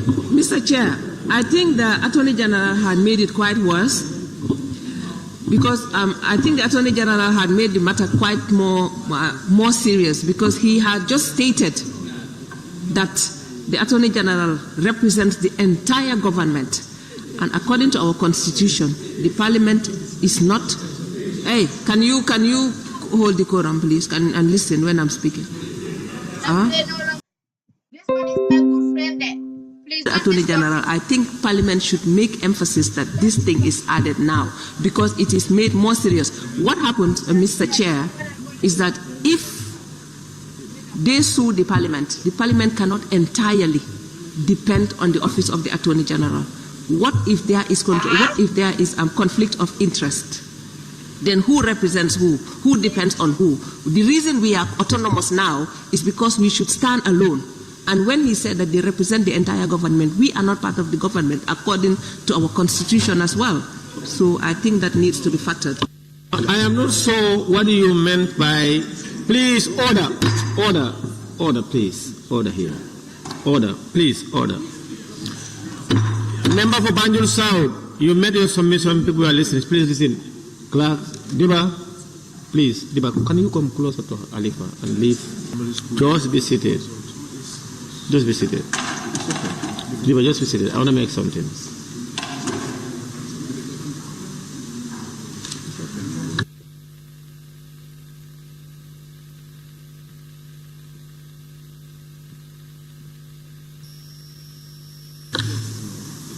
Please, The Honorable Member for Banjul South makes some statement and talk about if the conflict of interest and vis-a-vis all has some issue. You know, Parliament is a state institution. And most of the time, whenever we are sued, even the Attorney General himself are sued, most of the time we are joined together. Because they are not suing Parliament based on individuals or privates. They sued us because of in our state capacity. And then AG is always sued at times also, either first or second. So I think nominated member Kebalang used to withdraw for now, and we proceed. Attorney General to respond. Kebalang, please, the floor is for Kebalang. Thank you, Honorable Chair. Honorable Chair, I wish to state for the records that we are not, if you look at the schedule as it is obtained currently, you have the State Council. So what we are proposing is the National Assembly Council will come before the State Council and then the Parliamentary Council. So by leaving the Parliamentary Council there, we are not talking about a total withdrawal of the state.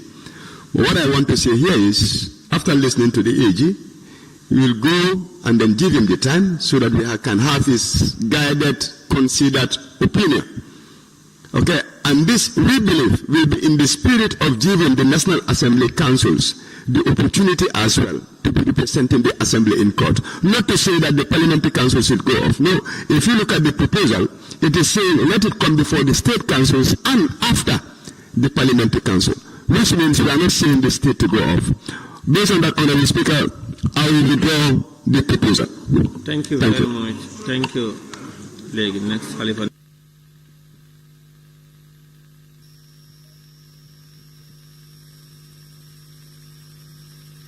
Clerk, I'm putting a fresh one.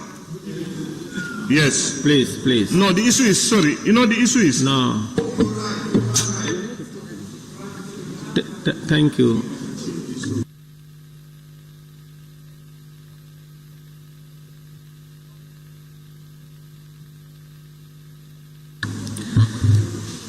Thank you, honorable members. The consideration stage is now completed.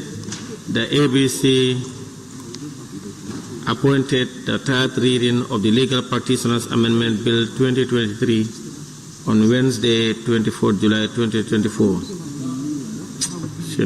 Shani.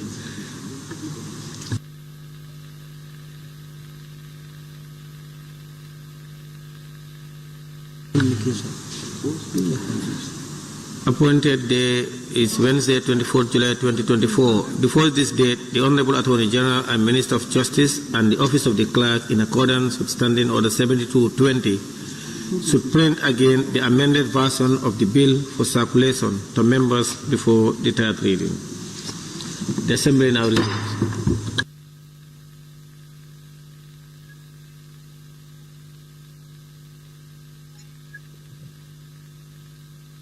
Hello? 9?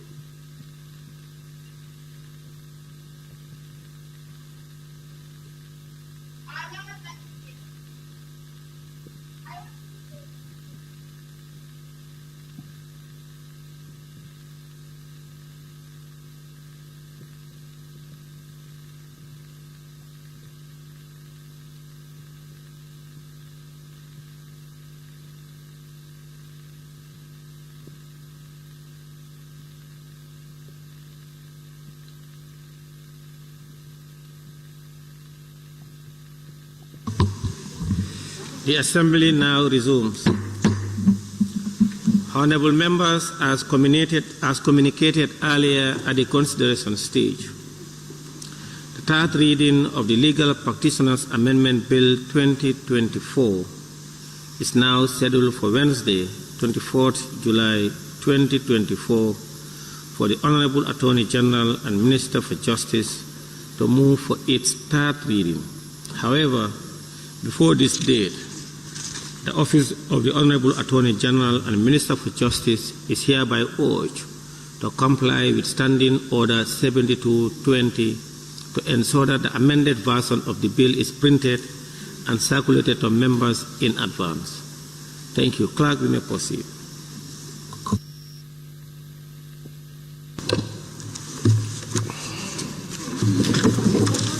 Speaker, sorry. There is motion. Yes, I think this is a convenient time. Sorry, Speaker. I think this is a convenient time that we had break for lunch and prayers. Moving the motion.